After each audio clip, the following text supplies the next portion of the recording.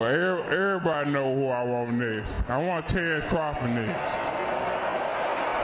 You're going to make that happen? Huh? You're going to make that happen? Oh, definitely. That's the fight that I want. That's the fight everybody else want. Like I said, I'm going to get these straps and I'm going to go over there and take his shit too. All right. Errol, congratulations. Terrific fight this evening. Thank you, man. Down.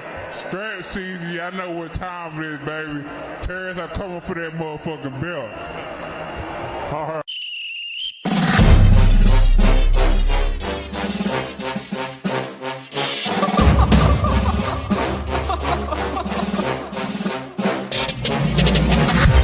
I'm not catching fades anymore. Gotta keep my hands clean when they come for the board. Keep it smooth like a dawn, making moves in the dark. Cause I learned how to swim in the pool full of sharks. Now they coaches, cause they can't read all his motions. How the kid never switched codes, but he codes with focus. Staring down your team with a frozen, ice cold look that can end the summer solstice. Cause I'm more like the top dog. Keep on running game and the gang will accost y'all. I be calling plays from a plane while I'm off court. But we ain't the same, you a lame, I'm a mob star.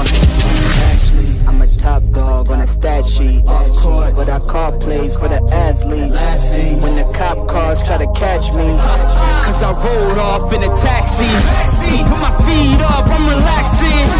Singing Figaro with no accent.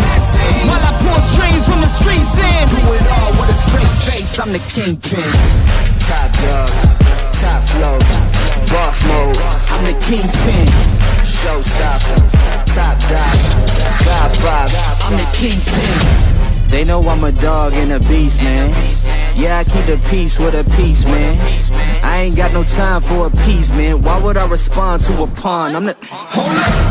If I let my dogs off the leash, then you might want to get out of Dodge by the evening. Honestly, think it's not the blood and the beat. If they don't leave anything behind at the evening. I can see you soft, ever thought about retreating. If you never have, then they'll give you a reason. Better watch your tone, lose your bass when you speaking. Underneath the mask is the wrath of a... Cause when you learn how to smile in their face, then go cutthroat. Then they wanna call you a con when the blood cold. I remember starving while y'all had a truckload. Now I'm with the mob with the call and the gusto.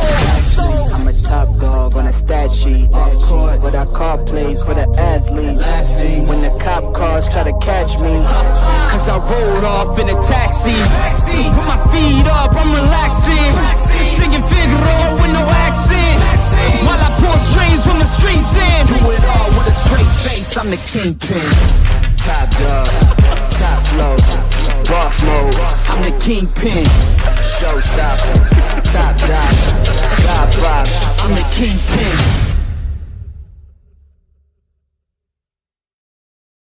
I hope everybody's out there having a great holiday. You know what I'm saying? Everybody, I hope you're having a good time, spending time with your family.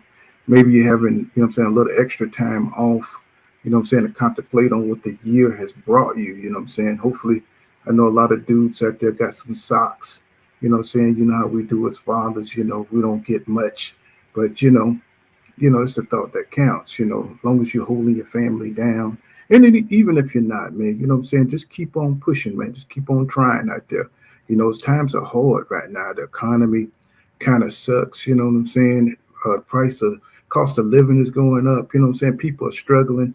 Life ain't about this fantasy land on the internet, you know what I'm saying? While these guys are fighting, you know what I'm saying? We still making a living out here. We're still, you know, making this money to buy pay-per-view. So it's only reasonable that, you know what I'm saying, we ask for the best fights, the best product that we can get. Everybody can't afford this shit out here, man. You know what I'm saying? Showtime just shut down. You know, you got PBC, you know what I'm saying, who's going with Amazon Prime, you know what I'm saying, which is going to put pressure on them to make some of the best fights, because nobody's going to want to pay pay-per-view each fight. Watching, you know what I'm saying, a crappy fight that don't mean nothing. Now, I don't mind a good matchup, but what I don't want to see is more showcase fights. And a lot of these guys are getting showcase fights, and we need to get boxing back away from showcase. We need to get back to being a sport. And, you know, it's just kind of sad because we can see how people are tapering off, you know, especially the hardcore boxing fans as they get away from chasing the belts. And we see that the structure of boxing don't really mean nothing, because now it's all about, can you put butts in seats? You know what I'm saying? Which is more of a popularity type of contest, right? So we already know that, you know, you got fighters who can't fight their way out of a paper bag, but they're popular. You know what I'm saying? And I'm not, you know, I ain't gonna say Ryan Garcia can't fight. He can fight, but when it comes to, you know what I'm saying, his contemporaries, his peers, he is not on the same level because he's behind. And I'm not saying because he don't have the talent. I think he definitely has the talent to catch up with the Devin Haneys and the Tanks, but he's been spinning his wheels for so long, you know, not really dedicating himself to the sport, that, you know, he's just behind. It's just the experience level. So we've been seeing like fighters that are just getting built by reputation, by Instagram, and, you know, they're not really, you know, digging deep and working on their craft and becoming, you know, a force to be reckoned with. You know what I'm saying? So we're looking at, you know, I'm looking at the heavyweight division, and right now it's just still a weak division. You know, it's still a weak division. As long as it's a weak division and there's no standout heavyweights, you know what I'm saying, it's going to be interesting because everybody's is kind of like on. Then you got the older heavyweights like Usyk and Tyson Fury and Wilder. They're on their way out. Even AJ is on their way out. So the division is wide open for young heavyweights like Jared Anderson and the whatever that Chinese guy. I don't know if he's, you know, he looks old with that bald spot in the top of his head, but he knows his boxing, man. I mean, he broke down that Wilder fight with Parker in excellent, you know, saying excellent fashion, and he understands that, you know, you need to be 100% prepared. I'm tired of seeing these guys come in with 13 months off, even though Dimitri Bivol did it. You know what I'm saying? He came off a 13-month layoff, and look what he did to London Arthur, right? I mean, he put on a clinic, you know what I'm saying, against that guy. I mean, you know, but certain fighters are special. And I think Dimitri Bivol is a special fighter. I know I'm kind of jumping around, but I'm trying to make my points. Why boxing is, it could be, it's right on the cusp of getting back to being a good sport, because we're starting to see really good matchups now. But we had to wait a long year of a lot of bullshit, right? We had to wait for Devin Haney to outgrow 135. You know what I'm saying? These guys still haven't gotten it on after 5 years of watching them. You know what I'm saying? Watching them grow, watching them fight, all these bullshit fights. And now, you know what I'm saying, we finally, you know, getting an opportunity to see Devin and Ryan go at it. It's like, why did it take so long, bro? You know what I'm saying? They should have fought 2 or 3 times by now, right? But that's neither here nor there. So, you know, we got to look at the next group that's coming in, and they got to be willing to mix it up, man. You know, we got to get off this undefeated bullshit. You know what I'm saying? Fighters are going to win and fighters are going to lose. And, you know, if they don't get off this, you know what I'm saying, trying to be undefeated shit, it's going to kill boxing, man. It's going to kill boxing, because all we want to see is the style matchups. It don't matter if you lose or win, as long as you come back and live to fight another day. I mean, that's what's going to make the sport grow. Not this, you know, NUA, you know what I'm saying, jumping up, you know what I'm saying, 15 weight classes and beating people. And I'm going to talk about that in a minute, because, you know what I'm saying, I'm tired of the bullshit. I'm tired of the building of these fake superheroes in boxing. You know, it's like, it just makes you just, you know, don't even want to watch the shit, man. It's like, come on, man. You know what I'm saying? Terrence Crawford, he gets, he becomes 2-time undisputed. Then all of a sudden, here come Inoue, you know what I'm saying? And he jumping up and he gets it, you know what I'm saying? So it's almost like it's a war, you know what I'm saying, between the boxing systems, right? You know what I'm saying? They want to be the first to, you know, so you best believe that Inoue, he's going to get a 3rd undisputed some goddamn well. You know what I'm saying? So I just hate to see the building, the fake building of these fighters, right? And you know, it just broke my heart, man, to see Wilder you know, go out like that. You know what I'm saying? You know, she should have known that they was setting him up. They should have known that they were setting him up coming off a layoff, because, you know, and I'm talking about any fighter that's active. If you don't want to fight the best version of that fighter, then what are we talking about? What are we doing? What's going on, Zach B? What's happening? What are we doing? We fight a guy that's had these many months off, bro. Why not give the guy a tune-up? Face the best version of it if you're going to brag when you beat him, right? And you're going to take credit for when you beat him. Why not make sure that dude is totally tuned up? I'm tired of watching these fixed fights. You know what I'm saying? You know, look how hard Parker went after Deontay Wilder, but he knew he was rusty. He even said it in interviews when they did face-offs. You know what I'm saying? Oh, I'm going to beat you because you haven't been in the ring. So it's like they just totally ignore that. Like, you know, because it's always been better than Deontay Wilder when he would never go nowhere near Deontay Wilder back in 2015, 16, 17, 18. He didn't want that smoke. You know what I'm saying? So it's like when they just like they did, just like what's his name? Waited till Roy Jones Jr. got older, and then all of a sudden, you know what I'm saying, he fought Roy Jones Jr. It's like you wouldn't fuck with Roy when he was in the 90s. What's his name? Kozagi, Joe Kozagi, right? Kozagi, right? He waited. He stayed on the outside. Then when he got old, he came in and destroyed Roy. So they're like, okay, so he would have just beat Roy his entire career. Hell no. Roy was a different fighter at the end of his career. Wilder is a different fighter than when he was back in 2018, and them dudes wasn't trying to mess with him. Now I'm not saying that Wilder was an end all be all. I mean, yeah, he was still beatable, but nobody wanted to face him back then. You know what I'm saying? They wasn't talking. Now they got an older Wilder, a Wilder who's not as interested in the sport or not as interested in his craft. You know what I'm saying? Who's not as athletic, not as fast. You know what I'm saying? Now they can on him. See what I'm saying? So I just hate this game that we do in boxing. What's going on, Herschel? How you doing, OG? Yeah, man. Just sitting back, listening to wisdom. You know, I'll say this, man. As far as the Deontay Wilder situation, I kind of feel bad for the brother because it's a couple of different things, right? The first thing is, you know, I think he believed in his hype a little too much. And what I mean by that is he's a great knockout artist, but you know, when Mark Breland came out and was saying all the things that was going on in the camp, and he was saying you should have let me go out on my shield and all this other stuff, but then you hear, you know, him and the old girl having problems, she using him for money. He don't really want to do anything in camp. When you start to hear these things, you know what I'm saying, they kind of come to the finalization of where we at now, because it's like, you know, they did exactly what you said. They aged him out, you know, and everybody was agreements on it, because when you hear Parker talking to Tyson talking to Anthony Joshua, all of them talking about they trained together. I know, you know exactly what they did. And Eddie Hearn, you know, he got these weird replies and back and forth. They aged him out, and you know, he understood what was going on, but Deontay mind not on boxing, man. That's what the reality of it. It's not on boxing like that. He not training like he's supposed to, and you know, he 38. It shows. You know what I'm saying? So, you know, Well, I mean, they think knew what about they was this. doing. Think about this. Even with Earl Jr., the money tells what happens to fighters because they fight all their lives for these small purses, right? It's more money than me or you get in a year. But when you're fighting and you're training, right?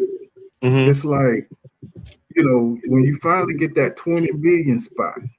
You know what I'm saying? When you finally get that bag, you know what I'm saying? It tells what happened when Tyson got the money. When he started getting that big money, it kind of shows, you know, Deontay Wilder finally hit that big bag with a Tyson Fury, right? And they changed. They all changed. It's like, you know, some are able, like Floyd Mayweather, they able, you know, saying they just got that boxing in their bones, right? It's just in their blood. So it's not going to affect them. There's very few fighters that can get that big bag and not lose interest in boxing. And you know what I'm saying? And lose that, they keep that hunger. You know what I'm saying? And time after time again, we see that big been defeated. You know what I'm saying? We seeing fighters, you know, right now, Wilder, he took this fight knowing that he wasn't prepared. You know what I'm saying? Parker had 3 fights, bro, this year. He's had 3 fights. Right. He didn't look too. Sorry to cut you off, OJ. He didn't look too good in two of them too. Let's throw that out there as well. But let's throw this out there. The more active you are, an Hmm. active fighter is going to beat an inactive fighter. You know That's what I'm true. saying? That's true. If you world class, and Parker never been he never been a world beater, but he was world class. Yeah, And you he's not a can't walk in the go out park. there, right? You can't go out there on a layoff and beat a world class fighter who's been active. And I think that it was a setup. I think they gave. I don't think he would have never faced Wilder without 3 active fights and knowing Wilder was inactive. You know what I'm saying? I don't think he would have never risked it. You know what I'm saying? And okay, it's Deontay Wilder's fault that what I'm saying, he took on Joseph Parker in this condition, but I believe that Deontay Wilder mentally just going with the flow because he knows he can't beat the business of boxing. What's going on, Calvin Ringo? He can't beat the business of boxing because they've already labeled him. They've already put him in a corner. You know what I'm saying? Sort of one-trick pony. They're not going to give him the opportunities unless he's at a disadvantage. And I think that's all of the top fighters who are dangerous.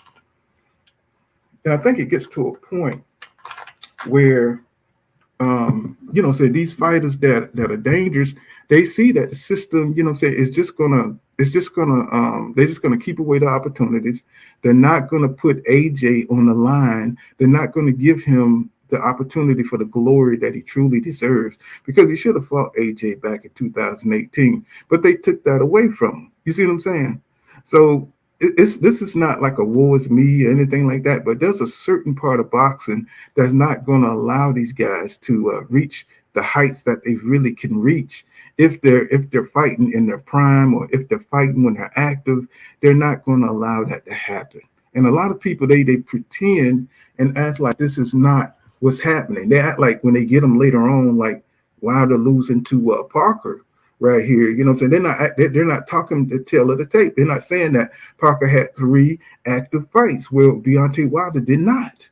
He's just coming in cold off of what is it, a 13 or 14 month layoff? You know what I'm saying? So they don't really, speak on what's real. Oh, Parker was just better than Wilder. Even back then, he was better than Wilder. See, and that's where they kind of overshoot their hand because, Parker didn't want no parts of Wilder. A lot of them over there that's teaming up right now. Now they want to line up to fight Wilder, and I think that's cowardice. I think that's disingenuous. I think that's bullshit. I don't like it. You know what I'm saying? I don't like the narrative. I don't set up. Now all of the UK fighters they won't smoke now. You know what I'm saying? And it's just disgusting, bro. It's like what was this passion back when this man was knocking folks out the ring? You know what I'm saying? When he was knocking people silly. You know what I'm saying? No, they didn't want that smoke then, and now they done see he done slowed down. He's not as interested. And it's the same with Errol Smith Jr. You know what I'm saying? This man went through the gauntlet. You see a fighter. When you see a fighter taking on all comers and he taking on the best in his division, now he getting wore down. You know what I'm saying? Because he's fighting the best in his division. He's taking on all challenges, whoever want to fight him. But then you got fighters that's just chilling on the outside, waiting to see any weakness. You know what I'm saying? So who's the real champion? You know what I'm saying? Who is the real champion?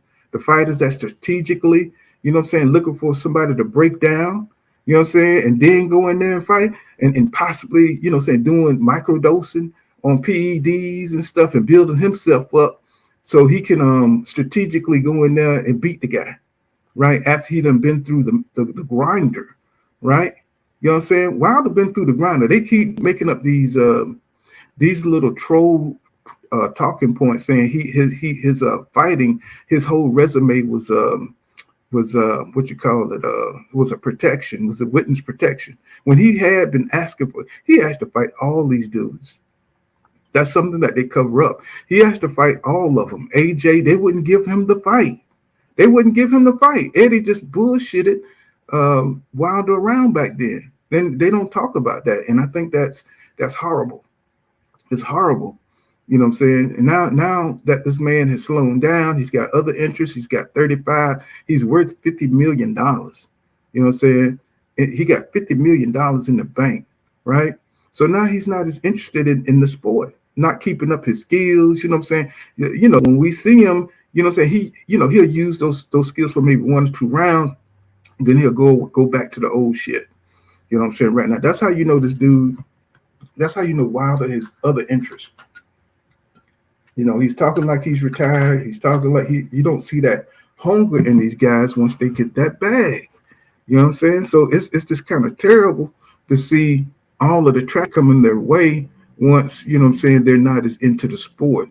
And I just think that's horrible, bro. And now with the new guys, they're already talking about retirement. You know what I'm saying? You get like Jared Anderson.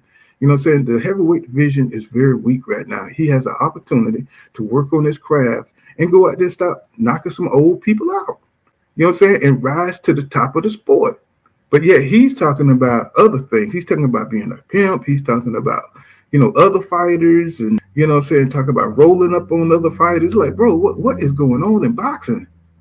It's like, bro, even the street dudes back in the old days, they kept it about boxing, bro. I mean, sometimes it spilled to the street, but it was about the opponent that they was facing, not about other fighters and other weight divisions, and we're going to roll up on you outside and all this pussy punk ass shit.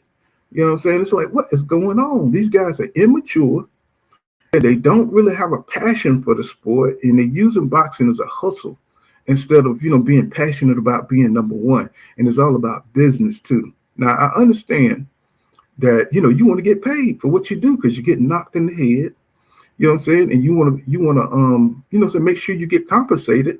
But at the same time, you're going to get compensated as long as you got a strong team around you looking out for your best interest, right?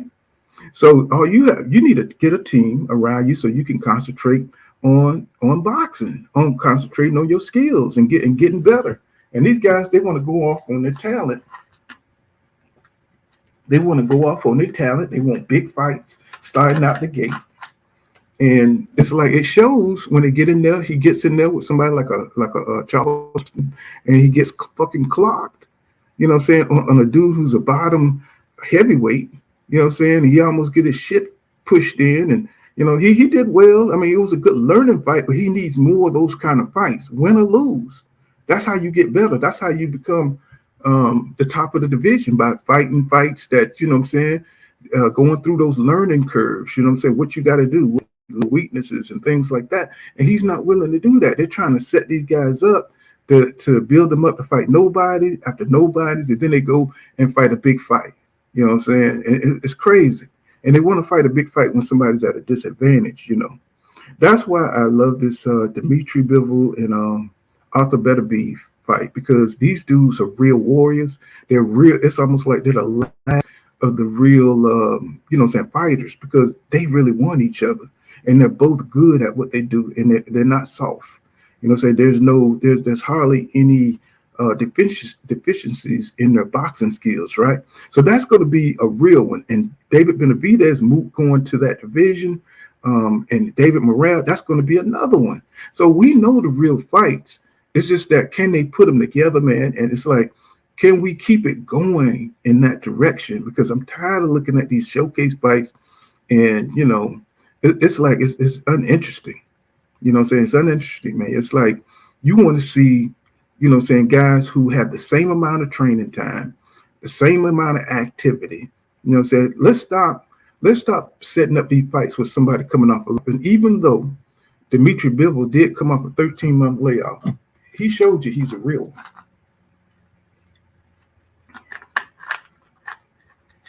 Let me see what's going on. I've just been running my mouth. What's going on, that holy boy? What's up? What's happening, bro? What's going on, B-Dog? He said it's always like that. He said they look for the first sign. Yeah, that's what I'm saying. It's like that's killing the sport, bro. B-Dog, it's like, man, it's like, can we just get two guys that's active? You know what I'm saying? Two guys that's in their prime. You know what I'm saying? Stop looking for the soft touch. Stop looking for the sales win for your promotional company. How about putting on a fair, good show? You know what I'm saying, for all boxing fans. He says, he says, Wilder took over 35 fights to get the bag. But yeah, but he got the bag. And really in 2018, shit, he was big time. Nobody really wanted to, get in the ring with Wilder, even though he lost to Tyson Fury, a couple of times. He went in there and showed you he was about his business. He went in there like a warrior, and he gave it his best. Now, the heavyweight division is the only division where you can outweigh your opponent by 50 pounds. Nobody talks about that. It's just like these guys are supermen where weight don't matter no more when you get up to that weight class. No, it's the same, bro. If somebody outweighs you 50 pounds, even though Wilder got that eraser, he still is outweighed by 50 pounds, bro. So, Tyson Fury is probably, besides that Chinese dude, Zhang, whoever, he's probably the heaviest heavyweight or the biggest heavyweight, in the ring today. And it's no telling. It's no telling what they give Tyson Fury to get up, for these fights, because he always getting beat up in sparring. He never looks like Tyson Fury until he gets in there with Deontay Wilder. He never looks like that against anybody else. Has anybody else noticed that but me? He never looks like that unless he's fighting Deontay Wilder. He never has power. In any of his other fights, he never has power. He has nothing. But when he fight Wilder, all of a sudden he got power. So it's a lot of things that, you got to pay attention to, man. It's like boxing is dirty as shit. And, I was watching Marty and Victor Conte. And Victor Conte, said he's a salesman, man. You can't out-talk Victor Conte. He just be rambling, but he be telling what it is. He let you can beat Varda, man. You can beat Varda. And we know because Bumgarner just got popped for PEDs. So it's still in the sport. It's still in the sport. And people be like, well, you need proof. Bro, the proof is in the performances, man. You can see how one dude performed from one fight, and then all of a sudden, he's jumping over to get into the ring. All of a sudden he's faster. All of a sudden he's more powerful. We know, we are hardcore boxing fans. We watch these guys every fight. Then all of a sudden, oh man, no, he just trained extra hard. He just trained extra hard to get that power. He's just in the gym all the time. Well, I know people don't want to hear it, but hey, it is what it is, man. These guys be microdosing and shit to get up for these fights. Because if you see somebody, that haven't had a knockout for like 7 or 6 fights, and all of a sudden they knocking out folks. Like I'm looking at in a way, right? And like he's another Manny Pacquiao. He's just knocking out folks. Is he good? Yeah. Can he fight? Yeah. But when you jumping up, 2, 3 weight class, you becoming undisputed in this weight class. For one, there's not a lot of talent down there. There's not a lot of, there's natural dudes versus the super soldiers, the super fighters that's juicing up. What was that other guy that was knocking out folks and stuff? That what's his name? Damn, it's on the tip of my tongue. What's his name? But you don't see him no more. These guys are popping dirty, man. It's like, what's that guy name? Damn, from the lightweights. He's like, he fought at like 115 and 112 and all that shit. And he just, you don't see him no more. It's like these guys, they can only do that shit for so long because that shit be tearing their body up, man. Look at Virgil Ortiz. It's taking him, what, a year, 2 years? He been out the ring for 2 years. And now he's just about to, I think he's going to fight in January. And he's not even fighting anybody that we really want to see. So, I'm just tired of that, bro. Virgil Ortiz should have been fought a Manchester Stanionis, right? He should have been fought Boots or somebody like that. But see, look how they doing this. They letting these guys just hang around and not really get into the mix of the competition, right? They just trying to fight the people that they want to fight. And you can survive like that for a long time. But what if Virgil Ortiz get into the ring with Jerome Businis, and then Jerome Businis can raise to the proper status that he has at 147 by beating the big names. But they're not putting it on the line like that. They're trying to wait for volatility or something like that. Terrence Crawford, he didn't fight Boots. Now I don't think Terrence Crawford had to fight Boots because he got that rematch with Errol Spence Jr. They trying to play that down. trying to shit on that fight. They trying to set up Terrence Crawford and Canelo, even though Canelo done said 15 times that he don't want to fight Terrence Crawford, right? You know, you got Shakur Stevenson in his last fight with Top Rank. Who is he gonna fight? You know what I'm saying? He keeps saying that he won't tank, but he won't get free of Top Rank so he can make that fight. He can make that fight on Tank terms or whatever Tank want to fight for, right? He could fight on Tank terms. Why not just let Top Rank go and go ahead and fight Tank?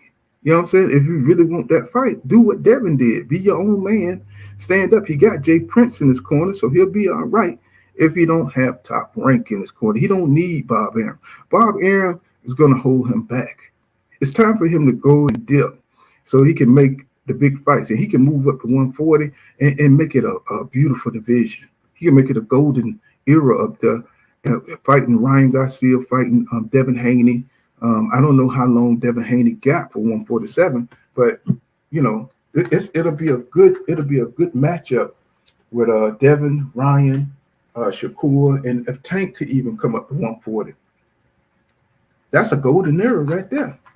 You know what I'm saying? So I don't know why these guys are doing that. Why they're taking their time? Why they're, you know what I'm saying? Why they're so hesitant to get in there and fight? It's like, hell, so what if you take a loss to Devin, or you take a loss to Ryan, or you take a loss to Shakur, if you take a loss to Tank, it don't matter, man.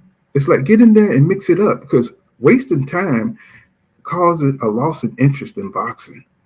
You know what I'm saying? The longer you fight these nobodies, and then you go in there, and I'm not saying that Santos was a nobody, but he should have been putting on his best performance. And even though now it comes out, another thing is that they're fighting injured. You know, don't reset the fight if your arm is injured. Let people know that, you know what I'm saying, you can't fight, you know what I'm saying, right now, because you need to go back and heal. You know, I'm tired of him coming in all fucked up. And then later they talking about their shoulder hurt. You know what I'm saying? That my shoulder was hurt. My hand, I didn't have a left hand. Why? Why didn't you postpone the damn fight? You know what I'm saying? Why are you getting in there knowing that this is the best opponent that you faced? You know what I'm saying? And you know you don't have a left hand. Your left, you heard it in sparring, or you look your hand. Why not postpone the fight and get healthy and then come back and fight? You know, or get that man a rematch. What happened to the rematch? That's what I'm talking about. So if you really want to be the best, prove that you're the best. You know, don't get in there and try to, you know what I'm saying, just get by an opponent because they're dangerous or awkward or somebody that may have your number. You're afraid of losing. You know what I'm saying? Because you're trying to hold on to that O, and that's what's killing the sport. Don't try to hold on to the O. You know what I'm saying? Go out there and improve. Show yourself. Just put your skills on the line against that person's skill. You know what I'm saying? That's what makes boxing great. And then if that guy beat you, you know what I'm saying, have a rematch in the rematch clause. And then you come back and you know what you did wrong. And that's what makes boxing great. Okay, man, Shakur, man, he figured it out. You know what I'm saying? Or Santos, man, he was just that dude that had some fighters got your number. They do. You know what I'm saying? Ali just couldn't beat Frazier ass like that. Frazier came and beat up. Well, Ali was on a 3-year layoff. But you know what I'm saying? You know what I'm saying? But once Ali started warming up and getting active, you know, you seen the thrill in Manila. You seen what happened? You know what I'm saying? Once you get your time, and that's why I think that Ryan's going to lose to Devin, because, you know, he's just getting back into his bag. You know what I'm saying? And I think once Ryan, like, really, you know, trains and get his skills up, he'll be more dangerous. I'm not saying he'll beat Shakur or he'll beat any of the other guys, but he's going to have to really get into his craft again. And right now, he's just going for the big fights, but he's not ready yet. You know what I'm saying? Because you're going to need a lot more training. What's going on there? What's going on, Pool? Happy New Year to you, man. Yes, sir. I know people out there getting them socks and everything, you know. Yeah, man. So, I just, you know, I hopped on about 10 minutes ago, and I wanted to talk to you about that 140 division a little more, like with the matchups, right? How do you see like a Tank Davis and Devin Haney fight if they agree to go to 140? Like, how do you see that fight playing out? Because I'm more interested in like what's in the ring, right? Like how do their styles match up? I've always thought that Tank was just a better fighter than Haney, even though Haney's a really good fighter. I just think Tank has certain layers to his game that I haven't seen yet in Haney. And I think once the rounds start to how do I say this? As the rounds start to progress, Tank is going to start to figure out some of Devin Haney's, openings, because he tends to leave himself open at times. What do you think about that fight? Like how their styles match up? Well, from what I see, I think Dev is at a disadvantage when it comes to the power, right? But Tank is a disadvantage in his size. And if Devin played it smart, he can outbox Tank. You know what I'm saying? Because he's sharp. He's super sharp right now. And is in Devin Haney's court because he's fighting more.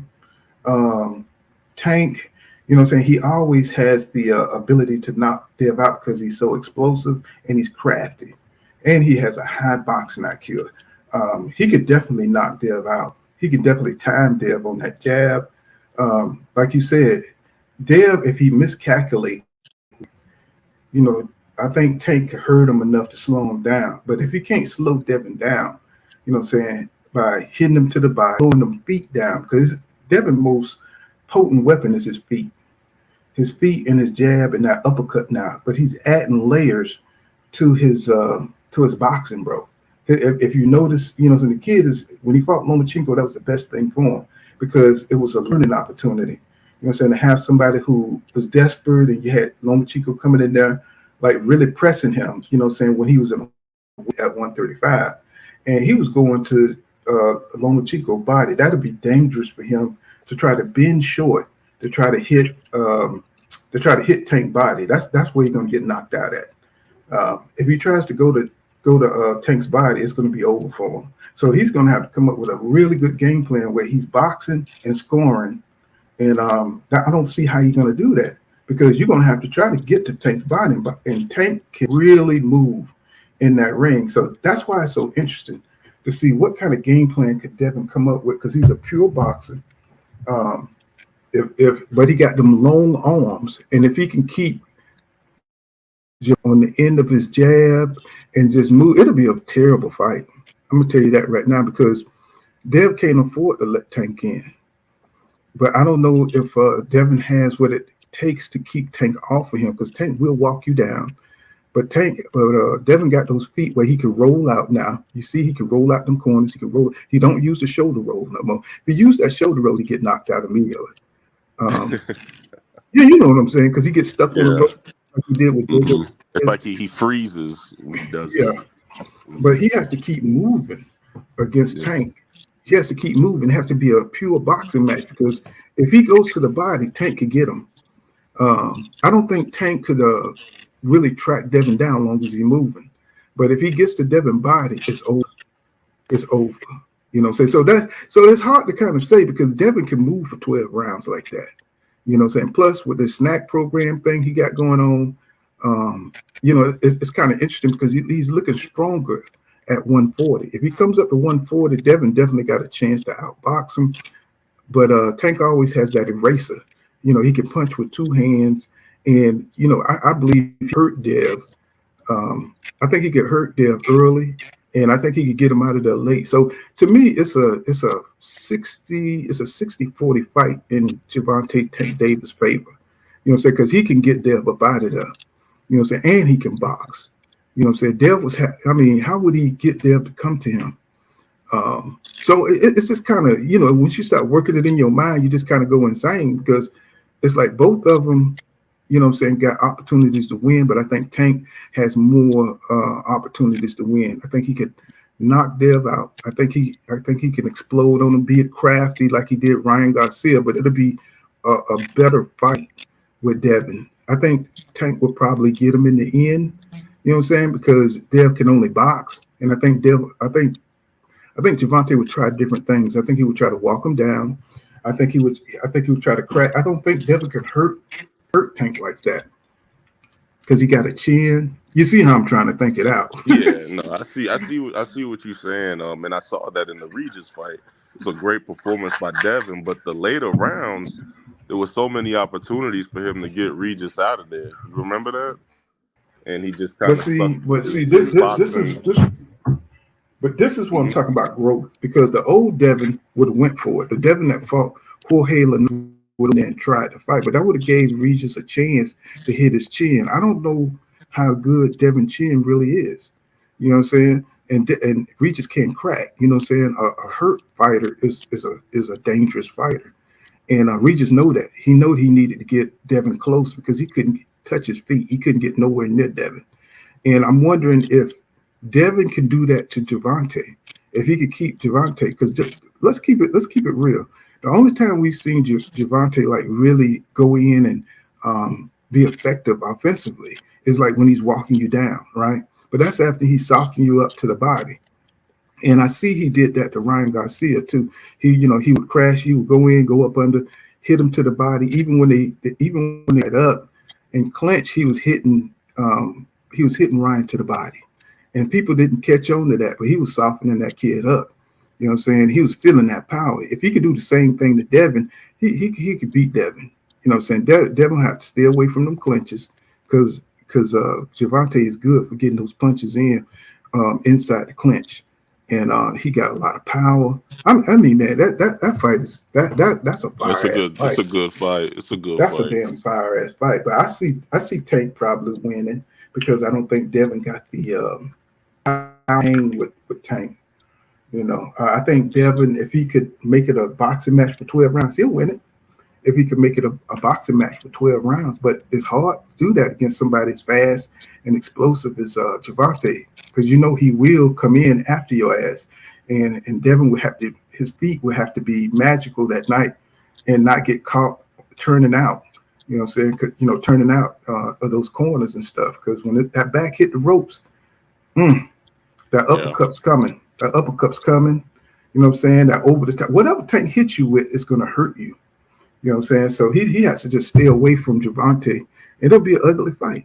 It'll look like Shakur versus Santos because he can't allow Tank to put that power on him. Anytime Tank hit you with a clean shot and he's patient. That's the scary thing about Gervonta. He's not trying to win rounds.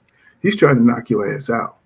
And I think that's the scary thing about Gervonta. He's not going to tire out. He's going to wait. He's going to see what your pattern is. And I think Devin does have a pattern. He does have a pattern and a timing on that damn jab. And I figure that out. And it'll be interesting to see if Devin can make the adjustment to change the rhythm on his jab so he can stay safe. And that's going to be the thing. The boxing IQ is going to have to, he's going to have to work on that boxing IQ, but yeah, man, I mean, I don't know, man. I think Tank could get him in the end, but I think Devin got a good chance if he stays versatile, Yeah. I think that's what's going to bring Devin to the next level as a fighter is, like you said, adding those layers, not being so predictable. Because right now, if you watch his fights, he's just a better athlete than most of these guys he's going in the ring with, which is fine. But once you get in there with like a Tank Davis, I think he's just as good as an athlete as Devin Haney. Or if he gets in there with like a Shakur, these guys can match you with the feet. And, I think that's what's going to take his game to the next level. Similar to like a Floyd, Floyd Mayweather, he'll sit in the pocket with you. You remember watching Floyd, like he didn't have to take 4 or 5 steps back to outbox you. He'll outbox you right in the center of the ring. Well, none of them have that savant instincts like Floyd. Floyd just breathed boxing. So it just he knew that ring so well, and he just knew what he can and can't do instinctively so well. And you've seen him go into the pocket inside on people and they can't fuck with him. They couldn't touch him. Right. If he get tired, he goes to the ropes. You know what I'm saying? And make you miss and make you work. So it's just little things that Floyd did that these fighters don't have because they're not dedicated to that level. You know what I'm saying? Floyd, you know what I'm saying, he was just a phenomenon, you know. I think Boots is gonna be like that too. Oh You know what man, I'm saying? Boots. Man, when is he fighting, Pool? You know? Oh man, it's like Boosie's just kind of been in his own silo. He's still trying to troll Crawford into a fight. That's not going to happen. So, you know what I'm saying? Of course, his next fight probably be against nobody. I thought they was trying to make that Stanionis fight. I don't know what's, you know, Stanionis going to fight. He's been on ice for a couple of years here now too. You know, Virgil Ortiz just getting back into the mix. It's like, bro, it's like boxing is just so broken right now. You know, it's just hard to talk about this shit because these dudes are just, you know, they just in the background. You know, you got David Benavidez. You know, can't get the Canelo. All these dudes are just holding out instead of just going into the ring and making the fights. You know, you know, you got Dimitri Bivol. You know what I'm saying? And Arthur Beterbiev, you know what I'm saying? I don't even know why Beterbiev's trying to fight Callum Smith because that's already a win. You know, I'm just talking about shit like that. Why not just skip Callum Smith, go ahead and fight Dimitri Bivol? You know what I'm saying? Callum Smith ain't shit. We already know that. You're going to lean up against the ropes and you're going to get knocked out. We already know what that script is. So a lot of these fights is just, it's just, I don't know. It's just bullshit. You know, let's go ahead and get Shakur going. I don't know what he's waiting on. It's like, I know he's on his last fight with a Top Rank, right? Who is he gonna fight? You know what I'm saying? Top Rank don't want to pay nobody. He needs to leave Top Rank. You know, everybody has left Top Rank and did well, became superstars. Why his ass? He got Jay Prince in his corner. Why not go ahead, get away from Top Rank and make that Tank fight? You know what I'm saying? Same thing. It's the same thing that happened with Bud Crawford. They get comfortable, you know, and it's they wait too long to leave, and it kind of, well, in Bud's case, he kind of played it well, but in Shakur's case, he's too young. I think now the age that Shakur is at versus the age Bud was at, Shakur is light years ahead, in my opinion. How old is Shakur, Paul? 20, 24, 25? Yeah, something like that. Real young. Yeah, Bud Crawford at 24, 25 was nowhere on that level of Shakur, in my opinion. So, yeah, you're right. He needs to leave now, try and get these fights. If I was him, I'd just go back to that Frank Martin fight. If I'm Frank Martin, I'm going to Shakur heavy because the last performance that he had against De Los Santos, you know, I'd be chopping at the bit to fight Shakur if I'm Frank. Yeah, well, the thing is, it's his attitude towards the fight. It's his instincts in the fight was to be defensive and run across the ring. It didn't even look good. You know, when Floyd is defensive, you know what I'm saying, he's got different tactics he can go to and still have offense. Right. You know what I'm saying? And that's the difference between these guys. They all defense. When you defense, you jump across the ring, the guy can't even reach you. The guy can't even, you know, he's not even in your vicinity. And then when he corners you, you look like a squirrel and they're trying to get up out of the corner. You're not even trying to throw back, trying to make sure you're not getting hit. So that's the difference with Shakur. He has great defense. He just needs to work on the offensive side. You know, especially when Floyd went against top opponents, you know what I'm saying? He showed out, man. Guys who's supposed to dog him in the ring, you know what I'm saying? You know, Diego Corrales, Castillo, when he fought these guys, these were some of the best guys he had ever fought. And he went in there and he showed out. You know what I'm saying? Remember his performance against Canelo, man. Shit, yeah. He was 36 years old at the time. Yeah. 36 years old. So these guys don't have it. They don't have, they're talented, but they don't have that grit that they think they have. They don't have the grit of the old fighters. You know what I'm saying? When Floyd fought Zab Judah, you know what I'm saying? He didn't know if he could, you know, he just, Zab Judah was a motherfucker. Was his athletic ability. He had more athletic ability than Floyd. And you've seen it in the first 6 rounds. But Floyd was smarter. He was a smarter, more tactical fighter in the ring. And see, these guys are not taking on fights like that. You know what I'm saying? Where they learn something. You know what I'm saying? Where they learn to make adjustments on the fly inside the ring. You know what I'm saying? And anytime you fight somebody who's just as athletic as you, or who has just as much talent as you, then you know that you're that man. Then you know that You know what I'm saying? You're next level. You know what I'm saying? You're special. You know what I'm saying? But they're not fighting those kind of fights to get it done. You know what I'm saying? So, they're fighting these safe fights. And I think Dos Santos was that fight to put Shakur on another level. If he would have went out there and just beat the crap out of Dos Santos, I would have been like, God damn, man, Shakur is going to take over. That was his coming out party. Yeah. Yeah, that was his coming out party. What's going on, PGH, big dog? What's happening? When you compare him to others, we looking at him like he's a special fighter. Him, Devin Haney, Tank. You know what I'm saying? So we want to see them fight the best fights. We want to make sure that they're the top dudes that's worth something. The dudes we're talking about for years and stuff like that. They're not getting those kind of fights. And it's kind of like it's a forgettable performance when you get in there with somebody that you could just beat up because you got more talent and you got more ability, and it's like, okay, he's supposed to do that. But at the same time, they're fighting so little that you can hardly see what they're really, are they growing or fighting these dudes that are not on their level. It's kind of like hard to measure their true talent, so they got to fight each other to see where they're at. You know what I'm saying? It's like we need to see Devin versus Shakur. We need to see Shakur versus Tank. We need to see Tank versus Devin just to see where they're at. You know what I'm saying? Because them other dudes in the division don't even compare. We need to see Frank Martin up there in the mix and see how good it is. But we can't tell because they fighting, marginal talent. You know what I'm saying? And once they do that, it's just like, man, we don't know. We'll be in these discussions forever. And, it's been about 5 or 6 years. We're waiting for these guys to finally mix it up. And we still having the same damn discussions. Thank God Ryan is pushing forward. You know what I'm saying? He was the last person I would have thought to try to push for a big fight with Devin.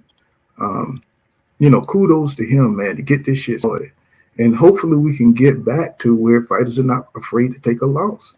I don't think a loss ends your career at all.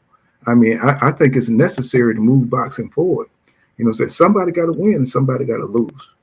And these guys can't be afraid to lose. Fuck the casual fans. They don't know nothing.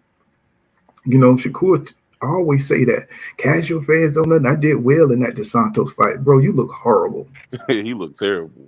Bro, you look horrible. Tell me he did well with his hand and his shoulder. It's like nobody knew about that shit before you said something. I fell asleep watching that shit. Man, you know what I'm saying? It's like, bro, you can't. How you gonna become a pay-per-view champion? Well, I ain't gonna say a pay-per-view champion, but how you gonna sell if that's your mindset? Floyd. How many times Floyd broke his hand in the ring and kept punching and kept putting it on people? That what's his name? Emmanuel Augustus fight. Broke his hands, stealing, throwing, and broke his hand. Every fight, Floyd broke his hands. A lot of people don't know that. I know we do, but he broke his hands, bro. He had brittle hands, but he would still be punching the shit out of people. These guys, you know what I'm saying? They go out there and they skin their toe and stuff. All of a sudden they incapacitated. You know what I'm saying? They staying away. They scared. Postpone the fight, man, to get healthy. You know what I'm saying? That's what I'm saying. Errol Spence Jr. 17 months off. Don't go in a fight with Bud Crawford after being out that long without having a couple of tune-ups. I mean, that's just insane to me. What's crazy about that fight, Pool? Sorry to cut you off. What's crazy about that Bud and Spence? I still don't know how well Spence could have done against him. You know what I mean? Because it was just such an off night. Bud did his thing, but man, I felt like we was robbed of the true Errol Spence Jr., you know what I mean? And I had no dog in this, and I just wanted to see a good fight. And it was just like, damn, all the skills that Errol has, we didn't even get to see none of it. Yeah, that's because when you offer that long, and we see how this inactivity has turned this ugly head in boxing. You know what I'm saying? These guys they getting in and they enjoying. You see Keith Thurman, you know what I'm saying, since he was unified. You know what I'm saying? And he was boxing good, man. I mean, he was fighting his ass off. He was at the top of his game, and all of a sudden he just disappeared. All of a sudden he just hauled ass. It's like, bro, we waiting for the next Keith Thurman fight at the top of his game, and all of a sudden he was away from the sport 3 years, bro. That's what I'm talking about, bro. These guys stay out the ring so much, they lose their momentum. They lose their spark. You know, they lose that mojo that keep them on top. You know, and then when you add the big bag, you know, so you got this big bag after losing to Crawford. You know what I'm saying? It's like, bro, what you expect? You know, you're not in there with Blu-ray, you know, say working on your core so you can move, bro, and be a bulldog in there. You know what I'm saying? So it's like they're getting soft, you know, as they get, you know. I mean, I'm pretty he been through the gauntlet. You know, he fought the best in his division, but only keep that shit up for so long fighting that way. You know, he's not a finesse fighter.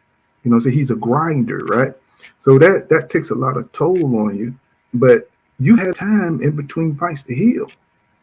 You know what I'm saying? You've had enough. You taken. You know, I don't think in his whole career he hasn't taken off for a year or been in a car accident or you know what I'm saying, or something like that.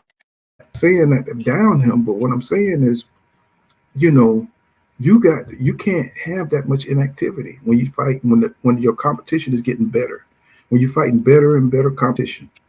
You know, what's his name? Porter took him to the wire, man.